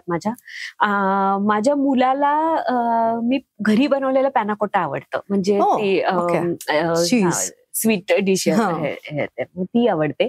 आणि अदरवाईज खरं सांगायचं तर माझा नवरा म्हणतो मला की हाताला माझ्या चांगली चव आहे. म्हणजे मी साधं वरण किंवा आमटी जरी बनवली तरी ती, मुगाची खिचडी बनवली तरी चांगली वाटते त्याला. आणि हे पूर्वी नव्हतं, पण लॉकडाऊननी शिकवलं मला स्वयंपाक करायला, कारण चॉईसच नव्हता तुम्हाला. लॉकडाऊननी आपल्या सगळ्यांना काय काय शिकवलंय. माझे फुलके फुगायला लागले, पोळ्या माझ्या व्हायला लागली. अरे आता म्हणजे मला काही टेन्शनच येत नाही कुठल्याही स्वयंपाकाचं. हो. काही करायचं असेल तर माझे कधी इतक्या भीषण व्हायच्या नकाशे असायचे पोळ्या म्हणजे. आणि म्हणजे मला खरंच सांगते, मी जेव्हा आईकडे होते तोपर्यंत कशाचीही सवय नव्हती म्हणजे स्वयंपाकातलं काही करायची वगैरे. आणि आमच्याकडे घरी राईस कुकर होता, सो त्याच्यामध्ये आई भात लावायची आणि मी लग्न होईसोपर्यंत भातच खायचा आणि मला आवडायचाच नाही भात फारसा. त्यामुळे माझा त्याची संबंधच फारसा यायचा नाही. आणि ह्याला खूप भात आवडतो निखिलला. आणि लग्नाच्या नंतर दुसऱ्याच दिवशी तो म्हणाला भात लावतो, म्हटलं ओके. आणि कुकर आहे तिथे, आमच्या घरी कुकर होता त्यावेळेला, तिथे राईस कुकर तोपर्यंत घेतलेला नव्हता. तर मला बाजूला पाणी घालायचं असतं हे माहितीच नाही. मी फक्त भातालाच घातलं सगळं जे काय आणि ठेवलं आणि 4 शिट्ट्या काळं सगळं पूर्ण हे जळलं. आणि मी मग रडायलाच लागले, म्हटलं आपलं कसं होणार आहे पुढे आयुष्यात. इतपर्यंत पण स्थिती होती. आणि जी आता मी असं एकदम एक्सपर्ट करू शकते. So I am happy. आणि हे लॉकडाऊननी शिकवलं. म्हणजे लॉकडाऊननी जशा काही लोकांच्या आयुष्यात वाईट गोष्टी घडल्या, तशा माझ्या आयुष्यात बऱ्याच चांगल्या गोष्टी घडल्या की मी पुन्हा एकदा त्यावेळेला शांतपणे पुढे कुठलाही प्रोग्राम नाहीये म्हणून बेसिक्स वरती स्वतःच्या पुन्हा काम करू शकले. चक्कर असेल किती बेसिक वर जाऊन की माझं पुन्हा तंत्र सुधारणं, बॉडी ट्यून करणं ज्याला म्हणतो तसं मी करू शकले. त्याच्यासाठी वेळ मिळाला माझ्याकडे, माझ्या मुलासाठी वेळ मिळाला. त्याचं लहानपणच होतं तेव्हा, तर त्यामुळे तो खूपच एन्जॉय करू शकलो. 4-5 वर्षाचाच तो होता. ते जसं केलं तसं स्वयंपाकात तरबेज होऊ शकले आणि चांगल्या चांगल्या लोकांना ऐकू शकले. जसं कविराज भूषण लॉकडाऊनमुळे सापडले. तर मला असं वाटतं की ब्लेसिंग इन म्हणतो तसं पण काही घडलं. आता ना खूप महत्वाचा प्रश्न, म्हणजे हे ऑडियन्सला हवंच असतं. म्हणजे I know you all are very very curious, right? So तुझी ब्युटी रेजिमेन काय आहे? एक तर मला असं वाटतं की जे तुम्ही आयुष्यभर ज्याच्याविषयी प्रेम असतं तुम्हाला, तेच तुमचं म्हणजे तुमचं पॅशनच तुमचं करिअर जेव्हा असतं तेव्हा तुम्हाला you are all the way 24/7 you are in that. So तेच तुम्हाला एकतर सारखं मनातनं आतनं खुश ठेवतं. आणि वेन यू आर कंटेंट आणि यू आर हॅपी विदिन, मग ते आपोआप तुमच्या चेहऱ्यावर रिफ्लेक्ट होतं. हे सगळ्यात मेजर मला वाटतं नेहमी. आणि apart from that I think मी तसं बघायला गेलं तर कधी कधी जीन्समधनं पण नॅचरल तुमच्याकडे आलेलं असतं. माझ्या आईचे कॉम्प्लेक्शन आणि हे इतकं कमाल आहे अजूनही त्या सगळ्या ह्याच्यात, त्यामुळे तसं पण फॉर्च्युनेट असतं. पण तुम्हाला असं नसतं की तुम्हाला ते थोडंसं मेंटेन करायला लागतं. पण वेळच्या वेळी तुमचे डिसिप्लिन जर एक हे ठेवले असेल की झोप कम्प्लीट करणं असेल किंवा खाण्याच्या बाबतीत सुद्धा जिभेचे चोचले जास्त न पुरवता तुमच्या प्रोफेशनला काय डिमांड करते, तुम्हाला लॉंग टर्म वरती जर हे करायचं असेल, सर्व्हाइव्ह करायचं असेल आणि स्ट्रेंथ पाहिजे असेल, कारण चक्कर आणि हे सगळं घ्यायला 1.5 तास नाचायला तशी पण स्ट्रेंथ गरजेचं आहे. सो तो विचार एक ठेवून बेसिक तुम्ही स्वतःचा एक प्लॅन केलेला असेल आणि if you stick to that then I think that works. Okay okay. बरं, तू बाहेर खायला आवडतं तुला? हो. मग पुण्यातल्या कोणत्या जागा रेकमेंड करशील? पुण्यातल्या तशा भरपूरच जागा आहेत, म्हणजे ज्या लोक भेळ कुठे खातेस पुण्यात? भेळ मी आता सिंहगड रोडला राहते, तर मी माझ्या घराच्या जवळच एक आहे त्याच्याकडची मला आवडते. पूर्वी मला कल्याण भेळ खायला खूप आवडायचं, पण ती आता मला तशी लांब पडते. आणि हा छान बनवतोय, म्हणजे तो काही फेमस नाहीये, अगदी घराच्या जवळच आहे, पण तो अशी कस्टमाइज मला जशी लागते तशी बनवून मिळतो वगैरे, त्यामुळे मला त्याची आवडते. नाही तर कल्याण भेळ फेमस होतीच याच्यातली. बरोबर. पण असं मी ऐकलं की मुंबईच्या लोकांना पुण्याची भेळ वाटत नाही, खूप गोड असते. ते नाही म्हणत, ते म्हणतात की ही काय भेळ नाही. भेळ नाही. आम्हाला ते युपीचे हात लागल्याशिवाय आवडत नाही भेळ. बरं, अजून कोणत्या ठिकाणी जाऊन उभा आडवा हात मारायला आवडतो? कशावर? महाराष्ट्रीयन अगदी थाली वगैरे असं खायचं असेल तर मला कृष्णा डायनिंग आमच्या इकडे लॉ कॉलेज रोडला आहे, ते पण खूप आवडतं. त्याच्यानंतर नॉनव्हेज जर खायचं असेल तर मला खरं तर घरचंच आवडतं, कारण त्याच्यात जेवढे आपण पीसेस घालू शकतो तेवढे बाहेर नाही, आणि आपल्याला हवं तसं बनवू शकतो. तर मला माझ्या हातचं किंवा माझ्या मावशी ज्या येतात त्यांच्या हातचंच नॉनव्हेज खरं तर आवडतं. पण तरी सुद्धा आहेत काही जॉईंट्स जे डीपी रोड वरती, म्हणजे आमच्या घराच्या जवळच आहेत, तिथलं आवडतं. PYC चे आम्ही मेंबर आहोत, तर तिथल्या काही स्पेशल डिशेस आहेत ज्या मला मनापासून आवडतात खायला, म्हणून तेवढ्यासाठी आम्ही तिकडे जातो. म्हणजे पंजाबी शक्यतो आय डोंट प्रिफर, पण कॉन्टिनेंटल आवडतात तिथल्या खायला. Okay okay. आणि सुजाताची मस्तानी आवडते of course. That's a given. Okay, so मला आता हे सांग हा, की तुझ्या नृत्यामुळे, तुझ्या परफॉर्मन्स आणि तुझ्या प्रोफेशनमुळे तुला भरपूर दागिने आणि भरपूर हे घालायची सवय असेल, तर सगळ्या दागिन्यांमध्ये तुझा फेवरेट दागिना कोणता आहे? नाही, मला सगळ्या दागिन्यांमध्ये फक्त परफॉर्मन्समुळे किंवा असं नाही, पण इयरिंग्सच मनापासून आवडतात. मी वेस्टर्न आउटफिट मध्ये आहे त्यामुळे फार मी हे नाही केलं, पण अदरवाईज मला ना ट्रेडिशनल मध्ये झुमके मनापासून आवडतात, सगळ्या पद्धतीचे. माझ्याकडे एवढे झुमके आहेत वेगवेगळ्या पद्धतीचे. आणि नॉर्मली मी I go for earrings only. मी असं कुठे एक्झिबिशनला वगैरे गेले तर मी सगळ्यात पहिले कानातली शोधत असते त्याच्यामध्ये. मला गळ्यात फार काही घालायला फारशी हे नाहीये तेवढी. डान्सला लागतात ती गोष्ट वेगळी, पण अदरवाईज मी जी अशी नुसती सगळीकडे जाते त्यामुळे मला गळ्यात फार मी क्वचित काही घालते. पण फिंगर रिंग्स आणि इयरिंग्स. ओके, बर. आता ज्या मुलींना कथ्थक शिकायचंय त्यांना एक मूलमंत्र द्यायचा असेल तर काय देशील? मी त्यांना असं सांगेन की तुमच्यामध्ये जर पेशन्स असेल आणि वेड्यासारखं कथ्थक आवडतं असं जर वाटत असेल तरच या क्षेत्रात या, कारण या क्षेत्रात येणारी लोक खरंच वेडी असतात त्या बाबतीत, आणि वेडी असल्याशिवाय काही घडू शकत नाही. म्हणजे स्वतःला झोकून देऊन काम करायला लागतं आणि त्याचे रिटर्न्स तुमच्या मानसिक समाधानात नक्कीच मिळतील, पण आर्थिक मिळतील असं नाही. त्याची तयारी असेल तर यू आर मोस्ट वेलकम. आणि संयम अशासाठी की मी म्हटलं तसं की ही शैली यायलाच तुम्हाला इट टेक्स टाइम. हे 1.5 मिनिटाचं रील नाहीये की 5 दिवसाच्या वर्कशॉपमध्ये शिकलं. लाईफ टाइम प्रोसेस आहे ही. अजूनही मी शिकतेच आहे एवढे वर्ष करून सुद्धा. आणि दॅट मेक्स इट इंटरेस्टिंग की तुम्हाला कधी स्टॅग्नंटच वाटत नाही, कारण ही प्रोसेस आहे, इट्स अनएंडिंग, आणि तुम्हाला सापडतच राहतं. सो आलात तर त्याच्यात समाधान आणि आनंदच आहे. त्यामुळे फक्त संयम ठेवून या आणि डेडिकेशननी मग एकदा आलात की करा, एवढंच. आता आपण येतो आपल्या शेवटच्या सेगमेंटकडे, ज्याचं नाव आहे स न वी वी. अच्छा. सप्रेम नमस्कार विनंती विशेष. पूर्वी पोस्ट कार्ड असायचे की ज्याच्यावर आपण बारीक छोटासा मजकूर लिहून पाठवायचो, राईट? सो असं जर आता तुला एक पोस्ट कार्ड दिलं आणि तुला म्हणलं की तुला ज्या व्यक्तीला लिहायचंय त्या व्यक्तीला तू पत्र लिही, मग ती व्यक्ती हयात असो नसो, इट डझंट मॅटर, म्हणजे ती पुढे जगात येणारी व्यक्ती असली तरीही चालेल आम्हाला, तर तू कोणाला लिहिशील आणि काय लिहिशील? पहिले तू आता सांगितल्या एकदम मला असं वाटतं की मी रोहिणीताईंनाच लिहीन. कारण काय झालं की त्या 2008 मध्ये गेल्यानंतर मी खऱ्या अर्थाने आता स्वतःला आपल्याला शोधायचं या क्षेत्रामध्ये असं यांनी विचार करायला लागले. तर आता ज्या ह्या आता त्याच्यानंतर माझ्याकडनं ज्या रचना घडल्यात, माझ्याकडनं स्वतः मी काही कवित लिहिली आहेत किंवा काय, तर मला ती त्यांना ऐकवायची आहेत आणि ती ते बघतही असतील वरनं किंवा काय. तर त्यांनी जे त्यांच्या स्टुडंट्सकडनं एक्सपेक्टेशन्स ठेवले होते किंवा माझ्याकडनं जे ठेवले असतील अपेक्षा, तर त्याला मी पुरी पडलीये का नाही हे मला त्यांच्याकडनं जाणून घ्यायचं. तर मला त्यांना पत्रातनं हे नक्की सांगायला वाटेल की माझं कार्य मी त्यांच्या वाटेवरती जाऊन, त्यांनी दिलेल्या मार्गावरती जाऊन ऑनेस्टली करतेय. त्याच्यात मी बरोबर, म्हणजे त्याच्यात मी यशस्वी झालीये की नाही हे मला जाणून घ्यायला आवडेल. हो, वंडरफुल. कारण ना त्या मी म्हटलं तसं की त्यांना साहित्याचा पण खूप, त्या स्वतःच्या नृत्याच्या रचना लिहायच्या, त्याला संगीतही त्याच द्यायच्या आणि नृत्याचा साजही त्यांचाच असायचा. तर ते साहित्य कायम सांगायच्या, नृत्यासाठी साहित्य लिहिताना निवडाल जेव्हा तेव्हा ते अपूर्ण पाहिजे. म्हणजे असं की शब्द सगळं सांगून टाकत असतील तर नृत्यांगनेला काही वाव राहत नाही. 2 शब्दांच्या मध्ये तिला तिची कल्पनाशक्ती फुलवता येईल असं साहित्य असणं गरजेचं. करेक्ट.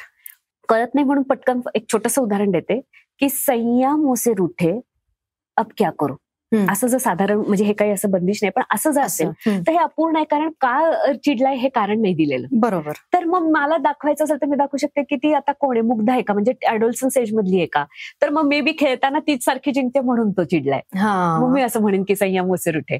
मग ही जर मॅरिड असेल आणि जॉईंट फॅमिलीमध्ये राहणारी असेल तर तो तिला म्हणतो की इथे काही एकांत मिळत नाही, तर तू कामं संपून ये तिकडे बाहेर, मी वाट बघतो तुझी किंवा काय. असं तिची कामच संपत नाही, सासू झोपत नाही, काय केलं आणि ती होऊ शकत नाही, आणि म्हणून तो चिडून आत आला आणि शेवटी झोपून गेला तो. तर सैया मुझसे रूठे. बरोबर.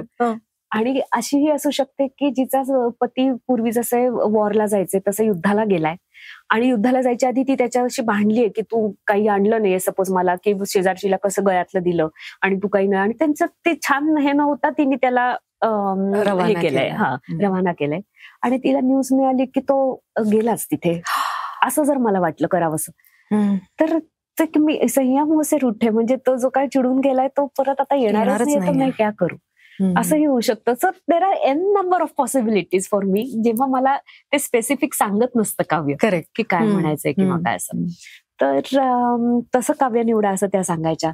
आणि त्या ज्या कवित करायच्या, कवित म्हणजे तालबद्ध कविता. तर मला ना आता पंढरपूरला विठ्ठलाच्या मंदिरात परफॉर्मन्स करायला मिळाला आणि मी असा विचार केला की उत्तर हिंदुस्थानी नृत्यशैली आहे तर सगळ्या देवी देवतांची कविता आहेत, पण विठ्ठलावर कवित नाही, कारण तिथली शैली आहे. बरोबर. आणि हा आपला मराठी महाराष्ट्राचं आद्यदैवत आहे. म्हणून मी एक केलीये, तर मला त्या पोस्टकार्ड मधनं ती त्यांना पाठवायला आवडेल. सावळाच तो वनमाळी अन वामांगी रखुमाई, मकर कुंडले कर्ण शोभसी पग विटेवरी हातकटी, ध्वजा पताका ताळ मृदुंग नाम एक मुखे पांडुरंग, आस लागली तव भेटीची, आस लागली तव भेटीची, मीच जाहले सावळ रंग, मीच जाहले सावळ रंग, तूच बाप अन तूच माऊली, तूच बाप अन तूच माऊली, चराचरावर तुझी साऊली, जय जय पांडुरंग पांडुरंग, थोथुडंग थोथुडंग तत्तथे, जय जय पांडुरंग पांडुरंग, थोथुडंग थोथुडंग तत्तथे, जय जय पांडुरंग पांडुरंग, थोथुडंग थोथुडंग तत्तथे. वा, किती सुंदर, किती सुंदर. आणि तुला ही रोहिणीताईंना पाठवायची पोस्टकार्ड मी केली म्हणून मी त्याची साहित्य रचना केली, तर त्यांना कशी वाटते. हा, सुंदर सुंदर. आय एम शुअर त्या जिथे कुठे असतील त्या डेफिनेटली म्हणजे त्या खूप खुश असतील की अभिनय खुणावत असतानाही या मुलीने दिलेला शब्द पाळलेला आहे आणि ती नृत्याची प्रतारणा नाही करत आहे. So I am thrilled. आणि शर्वरी, अजून अशा खूप रचना कर आणि खूप तुझे परफॉर्मन्सेस आणि खूप जगभरात यू शुड रिप्रेझेंट इंडिया असं मला वाटतं थ्रू युअर डान्स. आणि त्याच्यासाठी तुला माझ्यातर्फे, आमच्या टीमतर्फे, मुक्काम पोस्ट मनोरंजनच्या सर्व रसिकांतर्फे खूप खूप खूप शुभेच्छा. All the best. आणि तुला जे जे अचीव्ह करायचं ते सगळं अचीव्ह करूस. Thank you so much Reema. आणि मला फार छान वाटलं आज इथे येऊन, कारण पहिल्यांदाच डान्स विषयी एवढ्या खुल्यापणे मला बोलायची संधी मिळाली. नाही तर कसं होतं की कधी आला म्हणजे सन्स कशा झाल्या किंवा लहानपण कसं गेलं किंवा काय ह्याच्यावर बोलता येतं, पण मी केलेल्या रचनांवर मी पहिल्यांदाच बोलली असेल कुठल्या तरी पॉडकास्टमध्ये. So I am so happy. Thank you so much. Thank you.